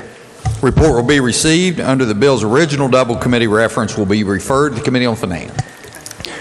Your Committee on the Judiciary has had under consideration Senate Bill 191, creating felony offense of aggravated cruelty to animals, and reports back a committee substitute for same, with the recommendation that the committee substitute do pass. Respectfully submitted, Ryan W. Weld, Vice Chair. Report will be received. Your Committee on the Judiciary has had under consideration Senate Bill 201, relating generally to stalking and harassment, and reports back a committee substitute for same, with the recommendation that the committee substitute do pass. Respectfully submitted, Charles S. Trump IV, Chair. Report will be received. Your Committee on Economic Development has had under consideration Senate Bill 260, collecting of personal information by retail establishments for certain purposes, and reports the same back with the recommendation that it do pass, but under the original double committee reference, first be referred to the Committee on the Judiciary. Respectfully submitted, Chandler Swope, Chair. Report will be received, referred to the Committee on the Judiciary. Your Committee on Agriculture and Rural Development has had under consideration Senate Bill 490, relating to protection of animal and crop facilities, and reports back a committee substitute for same, with the recommendation that the committee substitute do pass, but under the original double committee reference, first be referred to the Committee on the Judiciary. Respectfully submitted, Dave Seipolt, Chair. Report will be received and referred to the Committee on the Judiciary. Your Committee on the Judiciary has had under consideration Senate Bill 522, relating to compensation awards to crime victims, and reports back a committee substitute for same, with the recommendation that the committee substitute do pass, but under the original double committee reference, first be referred to the Committee on Finance. Respectfully submitted, Ryan W. Weld, Vice Chair. Report will be received, referred to the Committee on Finance. Your Committee on Pensions has had under consideration Senate Bill 523, extending deadline for municipalities to offer Social Security coverage to certain municipal retirement system members, and reports the same back with the recommendation that it do pass. Respectfully submitted, Michael T. Azinger, Chair. Report will be received. Your Committee on the Judiciary has had under consideration Senate Bill 529, establishing limitations on claims and benefits against state, and reports back a committee substitute for same, with the recommendation that the committee substitute do pass. Respectfully submitted, Ryan W. Weld, Vice Chair. Report will be received. Your Committee on Pensions has had under consideration Senate Bill 532, distributing assets remaining in municipal policemen's or firemen's pension and relief fund on death of last retiree or beneficiary, and reports back a committee substitute for same, with the recommendation committee substitute do pass. Respectfully submitted, Michael T. Azinger, Chair. Report will be received. That's all I have, sir. Reports from select committees. There are none. Introduction of bills. The junior senator from the 17th. Thank you, Mr. President. I request unanimous consent that Senate Bill 598 through 606 be considered introduced, read by their titles, and referred to the appropriate committees as shown on the chamber automation system. Junior senator from 17th requests unanimous consent that Senate Bill number 598 through Senate Bill number 606 be considered introduced, read by their titles, and referred to the appropriate committees as shown on the chamber automation system. Is there objection? Chair hears none, so ordered. Resolutions. Senate Concurrent Resolution 9 by Senator Weld, naming the U.S. Army Staff Sergeant Nick P. Marcos Memorial Bridge. Under the rules of the Senate, the resolution will lie over 1 day. Senate Resolution 13 by Senator Palumbo, designating January 24th, 2020 as Women's and Girls Day. Under the rules of the Senate, the resolution will lie over 1 day. Senate Resolution 14 by Senators Clements, Azinger, Beach, Boley, Klein, Facemeyer, Hamilton, Hardesty, Ehlenfeld, Mann, Maroney, Maynard, Palumbo, Pitzenbarger, Prezioso, Roberts, Smith, Swope, Seipolt, Takubo, Tar, Weld, and Wolfel, designating January 24th, 2020 as Corrections Day. Under the rules of the Senate, the resolution will lie over 1 day. Senate Resolution 15 by Senator Lindsay, recognizing contributions of American Civil Liberties Union on its centennial anniversary. The junior senator from the 8th. Mr. President, I respectfully request unanimous consent that the resolution be taken up for immediate consideration, the committee reference be dispensed with, and the resolution be put upon its adoption. Junior senator from the 8th requests unanimous consent that the resolution be taken up for immediate consideration, the committee reference be dispensed with, and the resolution be placed upon its adoption. Is there objection? Chair hears none. The clerk will please read the resolution. Senate Resolution 15, recognizing the contributions of the American Civil Liberties Union to American jurisprudence in West Virginia on its centennial anniversary. Question before the Senate is adoption of resolution. Is there discussion? The junior senator from the 8th. Yes, sir, Mr. President. This year, the American Civil Liberties Union celebrates its 100th anniversary. And from the very beginning of this grand institution, it made its impact in our home state of West Virginia by helping West Virginia miners assemble and organize. In addition, I believe it is no coincidence that in the same year we celebrate the American Civil Liberties Union's 100th anniversary, we celebrate the centennial of the women's right to vote. Both celebrations exhibit the best of us in ensuring equality under the law. The American Civil Liberties Union, a nonpartisan organization, was founded in 1920 to defend and preserve the individual rights and liberties guaranteed to every person in this country by the Constitution and the laws of the United States. Its philosophy is simply that our nation is a nation of laws, not of men, and that we were all equal under the law. Some of its landmark cases are Patterson v. Alabama, a holding that excluding African Americans from a jury denied a defendant's right to a fair trial. Brown v. Board of Education, ending segregation in our schools. Loving v. Virginia, ending bans on interracial marriage. And my favorite, Gideon v. Wainwright, establishing the right to a state-appointed attorney for indigent defendants. As a side note, Gideon's Trumpet is a movie that I think everyone should watch. It's got Henry Fonda in it.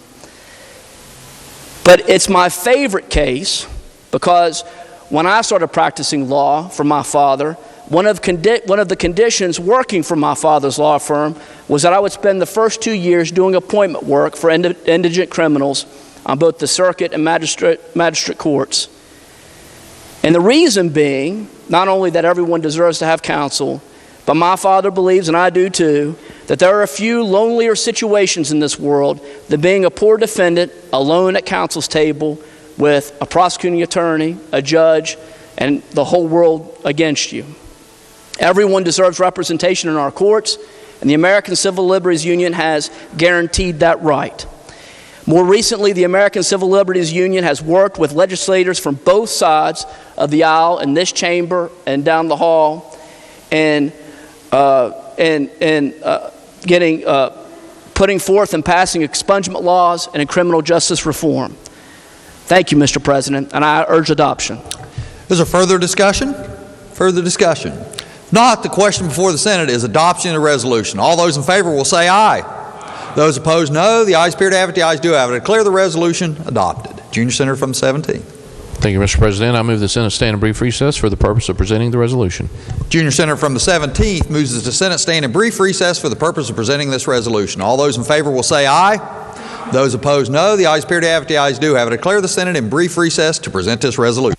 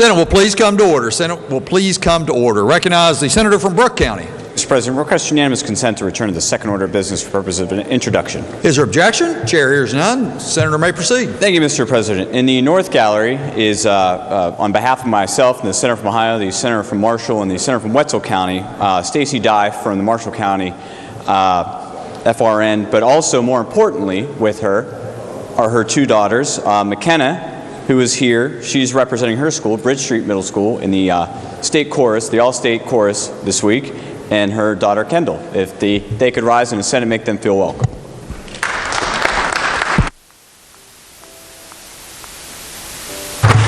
The further introductions. Further resolutions. No, sir. Motions. Petitions. There are none. Unfinished business. Senate Concurrent Resolution 3, naming the U.S. Army Master Sergeant Richard A. Dick Smoot Memorial Bridge. Question before the Senate is adoption of the resolution. Is there discussion? Not. All those in favor will say aye. Those opposed, no. The ayes appear to have it. The ayes do have it. Declare the resolution adopted. Clerk will communicate the action of the Senate to the House. Senate Concurrent Resolution 8, naming the U.S. Army First Lieutenant Harold H. Frazier Memorial Bridge. Resolution will be referred to the Committee on Transportation and Infrastructure. Senate Resolution 12, designating January 23, 2020 as Human Resources Day. The Senator from Monongalia County. Thank you, Mr. President. I request unanimous consent. The resolution be taken up for immediate consideration, committee reference be dispensed with, and the resolution be placed upon its adoption. Senator from Monongalia County requests unanimous consent that the resolution be taken up for immediate consideration, committee reference be dispensed with, and the resolution be placed upon its adoption. Is there objection? Chair hears none. Clerk will please read the resolution. Senate Resolution 12, designating January 23, 2020 as Human Resources Day at the Capitol. Question before the Senate is adoption of resolution. Is there discussion? The Senator from Monongalia County. Thank you, Mr. President. Unanimous consent to speak to the resolution. Senator may proceed. Thank you, Mr. President. Ladies and gentlemen, here at the back of the chamber, we have a wonderful group of students who come to the legislature each year. It's different faces, but some of the faces are recognizable, specifically Professor Gauzen there at the back of the room. Ladies and gentlemen, these are human resource students, primarily from WVU, but more importantly, they're from across the state, from across the country, and from across the world. And I think that's important to remember because these are students who are actually, later on in life, will have something to do with many of the occupations that we represent here in the state of West Virginia. And they are basically the people's managers. And we're very appreciative of the work they do in regards to organizing our companies, the hiring, firing, training, and personnel issues that go on each and every day. They're a dynamic group. They bring a lot to a business, and they, in many ways, determine whether a business will be successful in the future. So it's my pleasure to have these folks in the room, and at the appropriate time, please make them welcome. Is there further discussion? Further discussion? Not. Question before the Senate is adoption of the resolution. All those in favor will say aye. Those opposed, no. The ayes appear to have it. The ayes do have it. I declare the resolution adopted. The junior senator from the 17th. Thank you, Mr. President. I move the Senate stand in brief recess for the purpose of presenting the resolution. Junior senator from the 17th moves that the Senate stand in brief recess to present this resolution. All those in favor will say aye. Those opposed, no. The ayes appear to have it. The ayes do have it. I declare the Senate in brief recess to present this resolution.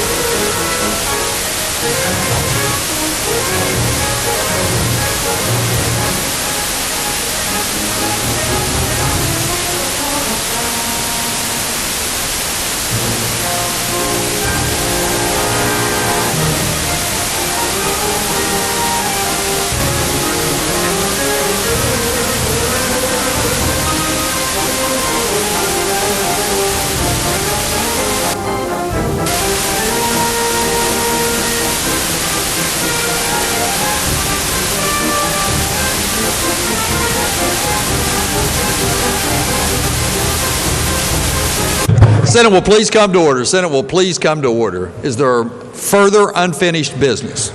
No, sir. Bills on third reading. Engrossed committee substitute for Senate Bill 192 relating to West Virginia Secondary Schools Activity Commission audits. Third reading of the bill. Question before the Senate is shall the bill pass? Is there discussion? The senator from Jefferson County. Thank you, Mr. President. Senate Bill 192 has a committee substitute that provides the West Virginia Secondary School Activity Commission funds. I'm sorry. I'm reading the wrong line. Excuse me, please. It allows the legislative auditor at a reasonable and prudent intervals to conduct performance audits at the Commission and includes specific authority to examine the revenues, expenditures, and performance of the Commission. Specific authority is also provided to allow the legislative auditor to inspect all records, accounts, and personnel of the Commission. The committee substitute also provides that any legally protected information provided or disclosed to the legislative auditor, he or she is to protect the confidentiality, privacy, and security of the protected information in like manner and with the same duty as is required of the Commission. The legislative auditor is to complete an initial performance audit of the Commission by December 1st of 2021, and on that date deliver a report to the Joint Committee on Government and Finance and LOCIA. I'm happy to answer any questions, and I urge passage. Is there further discussion? Recognize the senator from Preston County. Thank you, Mr. President. Would the chair lady please? Senator yield. Senator does yield. Yes, I do.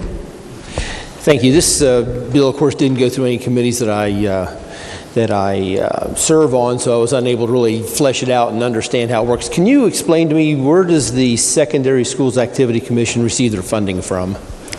So that was something that was discussed in committee, in which we, were happy to flesh out. So most of their funding comes from the games and tournaments and championships that they, host and facilitate, and that is where the majority of the funding comes from. There is a little bit of participation in our retirement system for some of their employees. I see. Thank you very much. Thank you, Mr. President. Further discussion? Is there further discussion? The senator from Wetzel County. Thank you, Mr. President. I sort of rise in opposition to this piece of legislation, and I'll give you a little bit of background before I get into why I oppose this. I spent 41 years as a referee on a football field, and I was governed by the Secondary Schools Activities Commission. They did a good job. And the thing that we always learned is when you're an official out there on the field, everything you do, you make one side happy and the other side sad. And we always learned at the time, if you leave the field and both coaches are happy or both coaches are mad, you've done a good job, even though that may sound crazy. But I look at this legislation that people now are fired up over this reclassification system. They're trying to do the job. Now let me read some things. This is a voluntary organization of schools. They join voluntarily. They don't have to join. Not every school in the state is a part of the Secondary Schools Activities Commission. They're governed by a board of directors. There's 10 people on the board of directors. 5 of those people are elected by the principals. 1 member is sent from the State Board of Education. The state superintendent of schools has a designee. The State Superintendents Association has a designee on this board, as well as the Athletic Directors Association and the School Boards Association. The 5 people elected by the principals come from 5 districts that they have around the state. So they have a board that governs the activities of their commission. And as our chairman said, they receive no state funds except for their participation in PERS. 40% of the money that they receive comes from the West Virginia State Basketball Tournament. About 20% of their funds come from corporate sponsors. The rest of the money that they operate on comes from various activities, whether it be from programs that they sell at the different activities. They have done a good job, in my opinion, of trying to regulate the athletics in the state. It's very interesting to me that nothing will get people fired up any faster than to mess with their football team, their basketball team, or whatever team it may be. And a lot of people have come upset.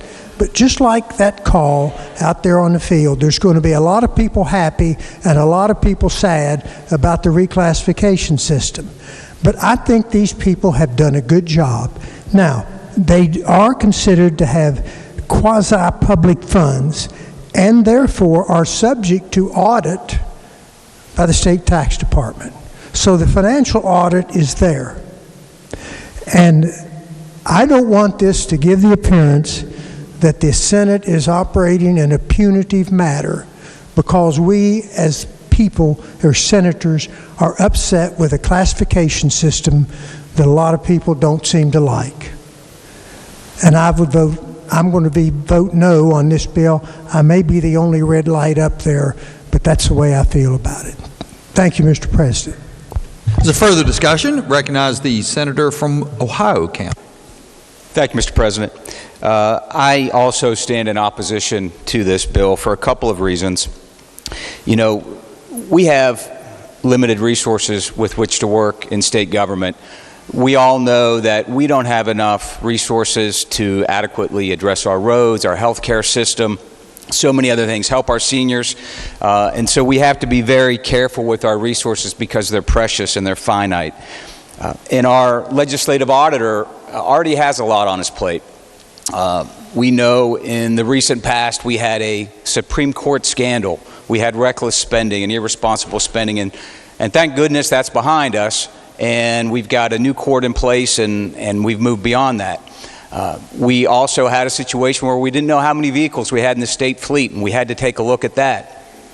The DHHR was sending rent payments to a vacant building in Fairmont, and the state auditor uncovered that, fortunately. So I could go on, but we have plenty of situations where state taxpayer dollars are not used responsibly that our auditor's office and our legislative auditor's office needs to keep an eye on. And I'm afraid if we start looking at things like this, we're going to take our eye off the ball. We're going to use those resources that we need so desperately in the areas I mentioned and start looking at things that don't need very much attention.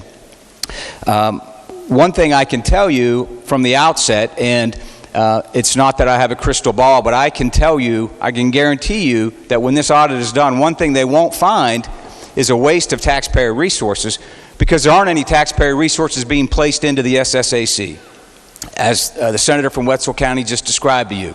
It's gate revenue, it's corporate partnerships. They also do some training for referees and coaches, as they testified at the Education Committee the other day. But there are no taxpayer dollars go into this.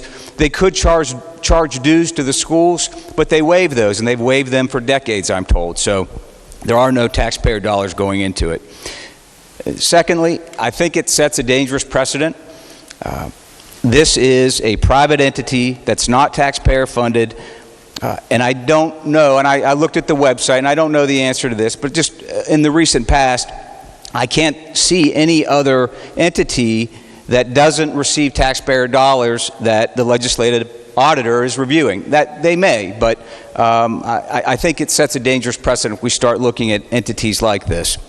If we've never done it before, I don't think we should start now. And finally, I just think we need to keep our nose out of youth sports. We all get calls from constituents who are upset about certain issues.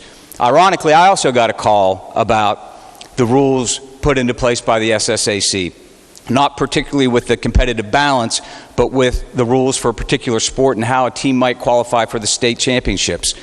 And I thought about it, and this was someone I had a great deal of respect for. And after I thought about this issue that was brought to my attention, and I was asked to use my position in the Senate to do something about it, this was back in October, I thought that, that's not something a senator should get involved with. That's something that the SSAC already has a good handle on. That organization is a true democracy. Every principal has a vote, regardless of how big your school is or how small it is. The 100 Hornets have the same vote that the Capital Cougars do. They all have a vote, and if a principal wants to change a rule, that principal can bring that rule change to the body, and they vote on it. It's a great democracy. just like we do in here every day. And simply because you're on the wrong end of a vote, I don't think means that you should be able to go to the legislature and have this done, that what this bill is attempting to do. And I agree with the senator from Wetzel County that there are not many things that stir up passions like youth sports. I've been in the middle of it. I've seen it. I still hear about it. But we're fortunate that we've got an organization that's been around for 100 years that can deal with those issues, that can deal with the passions of parents, and we don't have to. And so I would urge a no vote on this bill. Thank you, Mr. President. Thank you. Further discussion? Recognize the junior senator from the 4th. Thank you, Mr. President. I'm the sponsor on this bill, and I'd like to tell why this bill came about and why I thought it's something we should be discussing here in the legislature. So, the reclassification brought to my attention, but I don't have children that participate in West Virginia sports. So this, there's, as far as a passion around what happens around the individual competition, I don't have a dog in that fight. What I do have a dog in the fight, and every citizen in the state of West Virginia has a dog in the fight, is transparency of any organization that uses a statewide operation that the students are the asset to produce revenue should have some transparency. So when the reclassification was brought to my attention, and I had them educate me from both sides. I had the chairman of the SSAC actually come down, and I met him halfway, and we sat for about 2 hours together, just going over and explaining to me what the process is. And in going through that process, it seemed very arbitrary, and in the discussion, he agreed it was arbitrary. And so what happened is, and in that discussion, prior to that discussion, is that the WVSSAC wanted to make it to where Charleston Catholic and Wheeling Central, neither in my district, were more competitive. Or actually had more competition, I guess is a better way to put it. So they reclassified from a 3-tier system to a 4-tier system. And that had a couple schools that jumped 2 tiers, 2 to 4, which in itself, you worry about competition, but that's not my concern. As a physical therapist, when you put athletes that are exceptionally skillful and sizable relative to others that are not, there's risk that is incurred there. So I wanted to say, well, is this risk considered? So we went through the formula, what happened. And so they used income per capita as a designation. They used how close you are to the county seat as a designation. And they used population, they weighted those things. And what they did is they started at the top end in order to place those 2 schools and let the other schools fall where they may. And so I got to looking at, well, does any other state do it this way? And I asked the chairman that. And he said, no, not that we could find. And I said, well, what's the precedent that this is the formula that you use? And he said, well, we really don't have a precedent. I said, so this is just dreaming around how to figure out how to get these 2 schools up to where they have more competition. He said, yeah, that's pretty much it.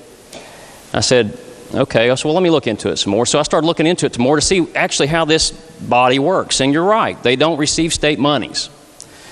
What they do, though, is they use every public student athlete as an asset to generate revenue, and the one audit they have is from the tax commissioner, which is essentially a P&L statement. It's a profit and loss statement. It's a 30,000-foot view, and you cannot see past that. What this legislation does, it does one thing and one thing only, it's very simply, is it allows the legislature to see a review of whether or not this organization that operates statewide that can at any given moment place the safety of our athletes at risk. Are they operating according to their mission? Are they meeting the charge of statute? Because they are established in statute. And as far as I can find, and the attorneys that I had look at this find, they're the only quasi-public entity established in statute. And there's somebody called them a private organization. I'm not sure how many private organizations statute also establishes. So the few things I looked at, in order to give more transparency, there's a few different options the way I saw it as a legislator. One is that if we're going to have a statewide entity that's charged with revenue around state athletics, should this be something that is controlled under and operated under the Board of Education? Establish an entity that just does exactly what the SSAC does, and then state funds are there, and then you get your transparency. And I thought that was a long stretch to go that route, so backed off that. The other thing is you can put this out for a request for proposal and maybe give some transparency there because people could bid the process because it's done in every state. So there's other entities that could do this. The simplest and safest way, and something that does have precedent with what we do here with boards that operate across our state and use public assets, is just provide some transparency. The legislative audit does that. They can come back and report to LOCIA what they found. We don't have to do anything with it. But at least there's some transparency. And if there is something that found, so you know what, there's a change that needs to be made here because students are being unnecessarily placed at risk, then I think we should. But right now we have no way to see it. So that's why this bill's here, and I would urge passage of the bill. Further discussion? I recognize Senator from Monongalia County. Does the senator yield? Senator does yield. Senator, let me ask you real quick, just a couple real quick questions. Number one, this is obviously your piece of legislation. Yes, sir. And who did you discuss with before you started crafting the legislation? The chairman of, as far as discussions, there were discussions. I had a lot of calls from constituents, for one. I had calls from people in the county who were not my constituents, but in the same county. And then I started making calls to the SSAC so I could speak with the chairman. Did you talk to anyone in this building, and specifically the Legislative Services, the Director of Legislative Services? I did not speak to the Director of Legislative Services. Had you, sir, made that contact, you would have probably found out, and I'll make this a question. Okay. How do I frame this? Are you aware that at any given time, any one of the members within this chamber can request an audit? We can request an audit, but what I could not get an answer to when I'm talking to attorneys is that because they are classified as public, do we have that authority? And the attorneys that I asked that scratch their head and say, you know what, I really don't know. Well, in the 2 hours of debate that we had in education, we had the Director of Legislative Services there before us. That was a question we asked. And his reply was, yes, in fact, we could. So my reply to that would be is if that's the case, if we could at any time, the SSAC, who I'm pretty sure does not want this legislation because they've called me since after that, and I know they've called several other members. Let's say that the audit was requested and this is not in statute. And Legislative Services says we can do it, and the SSAC says, no, you can't. Then where are we? Well, are you aware, I'm trying to get to a question, are you aware that those individuals with the sports organization were in fact in the room, and they were too aware of the fact that we could do an audit at this point in time, at any given time? Again, getting back to that same question is that I could see the legislature or saying asking for an audit, Legislative Services won't do it, and this organization being able to say no because we're not a state agency. And then we're stuck with right where we are now without any transparency and no level of accountability. Are you aware that we supersede even quasi-organizations like this group here? I would ask you to define what you mean by supersede. That our decision supersedes their decisions in regards to we can craft a piece of legislation at any given time to address it. And we could do exactly what you're asking, but we already have that privilege as legislators to request either as a body or as an individual. See, there I disagree in this situation because this being the one entity in statute that I or the attorneys that I had here under this dome looking into it can find anybody else that fits this type of situation, and that arguably they may refuse it and may be able to without this in statute. Thank you, sir. Thank you, Mr. President. Are there other members desiring to speak to the bill? I recognize Senator from Harrison County. Thank you, Mr. President. I'm going to be brief. I just wanted, being a member of the Education Committee, there's a few things that have been stated that aren't quite accurate. First of all, the SSAC was established as a private organization in 1917. It's not a creature of statute, and this isn't the first time that the legislatures try to gain some modicum of control over it, because let's face it, they make controversial decisions. I mean, my county would like to come down and just burn the place to the ground because Bridgeport's now AAA school and nobody likes that. But we have to live with it, and they do a good job. And the complaint that initiated this bill appeared to me to be strictly experience of the individual who came forth from Putnam County.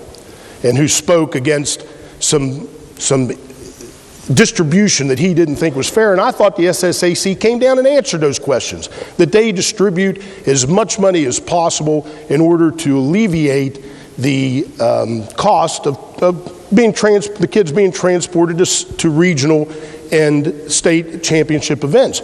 More importantly, the SSAC allows the schools to split the gates of the sectional events in order to offset those costs too. So there's also a court case that clearly declares the SSAC as an entity that is not a state entity, but as it says in the statute that was attempted to oversee it, a quasi-governmental entity. The SSAC does a lot of things that government can't. They collect funds from private and parochial schools. That prevents us from declaring them public funds. Otherwise, those schools would be cut out of the SSAC. It does a good job. The complaints that have been made have been superficial at best, and I urge a no vote on this bill. This is further discussion. Further discussion. Before I recognize the Senator from Jefferson to close debate. Senator from Jefferson to close debate. Thank you, Mr. President. And it's obvious just within this chamber that there are definite passionate feelings regarding youth sports. I will tell you that as someone who, again, has absolutely no dog in this fight, don't have any children affected by this, I asked the head of SSAC, do you have any concerns with this performance audit? Is there any reason for why you would be opposed to this? And he told me no, he has nothing to hide. And we move forward with this bill accepting amendments and recommendations that he made that we thought, were fair, again, to protect the privacy and to ensure that this is not about one person being upset, but just about ensuring and giving confidence to the people who, put us in this place to basically watch out for them. And I just want to respond real quickly. There is already a financial audit, as has been declared. This is a performance audit. It is a different animal. We spoke with Legislative Services, and they, say they can do this. This is totally within their realm, and we gave them the tools to do it in this bill. So it's a very simple bill, very small, and we had agreement all across, and it passed unanimously out of the Education Committee, although I know folks can change their minds. So obviously I urge passage. I believe it is a good bill. I think it just ensures and gives everyone confidence that they're fulfilling their mission. Thank you. Question before the Senate is, shall the bill pass? All those in favor will vote yea. Those opposed will vote nay. The clerk will prepare the machine. Has every member voted? Has every member voted? If so, the clerk will close the machine and ascertain the results. On this question there being 16 yeas, 17 nays, 1 absent and not voting, less than a majority of those present and voting having voted in the affirmative, I declare the bill rejected. Further bills. Engrossed committee substitute for Senate Bill 297, requiring Board of Education create home economics course. Third reading of the bill. Question before the Senate is, shall the bill pass? Is there discussion? Senator from Jefferson County. Thank you, Mr. President. This bill requires the State Board to develop a program of instruction in family and consumer sciences or specific subjects within family and consumer sciences that may be integrated into the curriculum for students in secondary schools. I urge passage. Is there further discussion? Further discussion? Not. Question before the Senate is, shall the bill pass? All those in favor will vote yea. Those opposed will vote nay. The clerk will prepare the machine.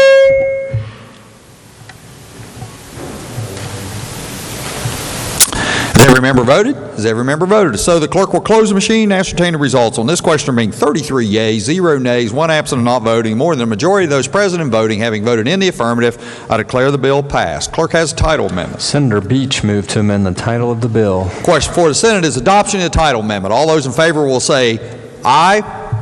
Those opposed, no. The ayes appear to have it. The ayes do have it. Declare the title amendment adopted. Clerk will communicate the action of the Senate to the House. Are there further bills on third reading? No, sir. Bills on second reading. Committee substitute for Senate Bill 144, creating misdemeanor penalty for making materially false statement in course of misdemeanor investigation. Second reading of the bill. Are there amendments to the bill? No, sir. Not. The bill will be engrossed and advanced to third reading. Committee substitute for Senate Bill 311 relating to court-ordered community service. Second reading of the bill. Are there amendments to the bill? No, sir. Not, the bill will be engrossed and advanced to third reading. Senate Bill 321 relating to collection of tax and priority of distribution of estate or property and receivership. Second reading of the bill. Are there amendments to the bill? No, sir. Not, the bill will be engrossed and advanced to third reading. Are there further bills on second reading? No, sir. Bills on first reading. The junior senator from the 17th. Thank you, Mr. President. I request unanimous consent that all bills on first reading be considered read a first time and advanced to second reading. Is there objection? Chair hears none, so ordered. Bills be advanced. Introduction of guest. Remarks by members of the Senate. The senator from Greenbrier County. Thank you, Mr. President. We've been throwing around a lot of numbers in this chamber lately. We've talked about a $100 million tax cut, if that's what the number is now. We've talked about a $10 million court, if that's what the number is now. But we're forgetting a number that's far more important. That number is 10,522. 10,522 students are homeless in the state of West Virginia. And you can say, if we gave a $100 million tax break, and if we create a $10 million court, then in the future we're going to have more growth and we're going to have more resources. We're going to have more people to be able to take care of those 10,522 homeless students. You could say that. But I would remind you that there are 10,522 homeless students in the state of West Virginia today. These are our kids who have needs right now, particular needs that are very difficult to meet. Food, shelter, clothing, love, support. And I've heard someone say recently that West Virginia's made a comeback. I'd say come back to reality, where we have 10,522 homeless students in the state of West Virginia. It's not a comeback story until our kids come back home. And we're not doing right by our kids right now. We need to take care of their pressing needs. One homeless child is too many, but we're at 10,522. Now, contrary to conjecture, students who are living with family members are not considered homeless if they're their guardians. Children living in foster care are not included in homeless data either. Over the past 3 years, our school enrollment has dropped by 6%. Our homeless student enrollment has increased by 13%. These are students that I see in my work as a pastor, and these are young people that are living on the edge. If we don't do something, we're going to lose them, and we're going to lose them forever. Mr. President, this week I introduced a bill about this particular topic to ensure that in the short term that these students have the immediate support to meet those very difficult needs that they have right now. There's plenty of room on our agendas. Let's debate it. Let's debate it one way or another. In the long term, that's for the short term. In the long term, we need to get at the root causes of these problems. Homelessness, poverty, substance abuse, lack of job skills. We reintroduced a bill this week. One particular example of this, the middle school vocational education bill, which we introduced in the special session last year. That's the way that we're going to break the cycle of poverty to ensure that kids get the skills they need to be able to provide for their families in the future and stay in West Virginia. We need to do more vocational education, and the earlier the better. If we don't take care of our most vulnerable kids now, there's not going to be a future for them. There's not going to be a future for West Virginia. So, we can spend time on a $100 million tax cut, and we can spend time on a $10 million court. That's fine. But don't tell me we don't have time for 10,522 students who are homeless in the state of West Virginia right now. We do. We have plenty of time. That's a priority. There's room on our agendas. Let's debate it. Thank you, Mr. President. For the remarks, the senator from Raleigh County. Thank you, Mr. President. There's a Bible verse etched in stone on the north side of our Capitol dome. I can see it from my office window. It's Proverbs 4:7, which states, "Wisdom is the principal thing, therefore get wisdom, and with all thy getting, get understanding. Mr. President and members of this body, I call upon the West Virginia Department of Education to develop and implement an intentional and deliberate K-4 through 12 strategy designed to break the cultural and generational chains of the past thought processes which lack both wisdom and understanding concerning workforce participation. We have a decades-long repetitive problem with a significant portion of able-bodied adults not working. Statistics show West Virginia consistently has had the lowest workforce participation rate in the nation for 80 years. And according to Workforce West Virginia, this problem manifests itself immediately after high school and continues throughout every age group. We cannot and dare not ignore this situation another year and turn a blind eye or a deaf ear to this enormous problem. I can give further instruction to the department on what this strategy could look like. Compile a list of 14 age-appropriate conceptual statements that are designed by grade level to shape the thinking of our students concerning a plausible work ethic. Seniors should be responsible for grasping all 14 concepts. Juniors should be encouraged to embrace 13 of these concepts, sophomores 12, and so on. Each year, beginning with K-5, every student should have that year's concept implanted, as well as the previous year's statements firmly reinforced. Utilizing a variety of classroom platforms would be preferred as a nonverbal communication that the collective wisdom found in these statements is universally applicable. In other words, one year the concepts may be reinforced in all math classes, the next year in all English classes, the following year in all social studies classes, and so forth. I don't know whether or not my suggestions will require legislation to initiate this type of long-term plan to create a new workforce mentality. If so, I'll be happy to structure and present it. There's a 13 to 14 year window in a student's educational development that is crucial to their personal success, and we as educators and leaders must carefully and skillfully change the current weaknesses in our work ethic mindset. Let's make 2020 the year we begin to collect our thoughts and lift ourselves up by instilling in our students wisdom from within. Our state has been too long in crisis relating to workforce issues, and K-4 through 12 educators are the key to solving this problem.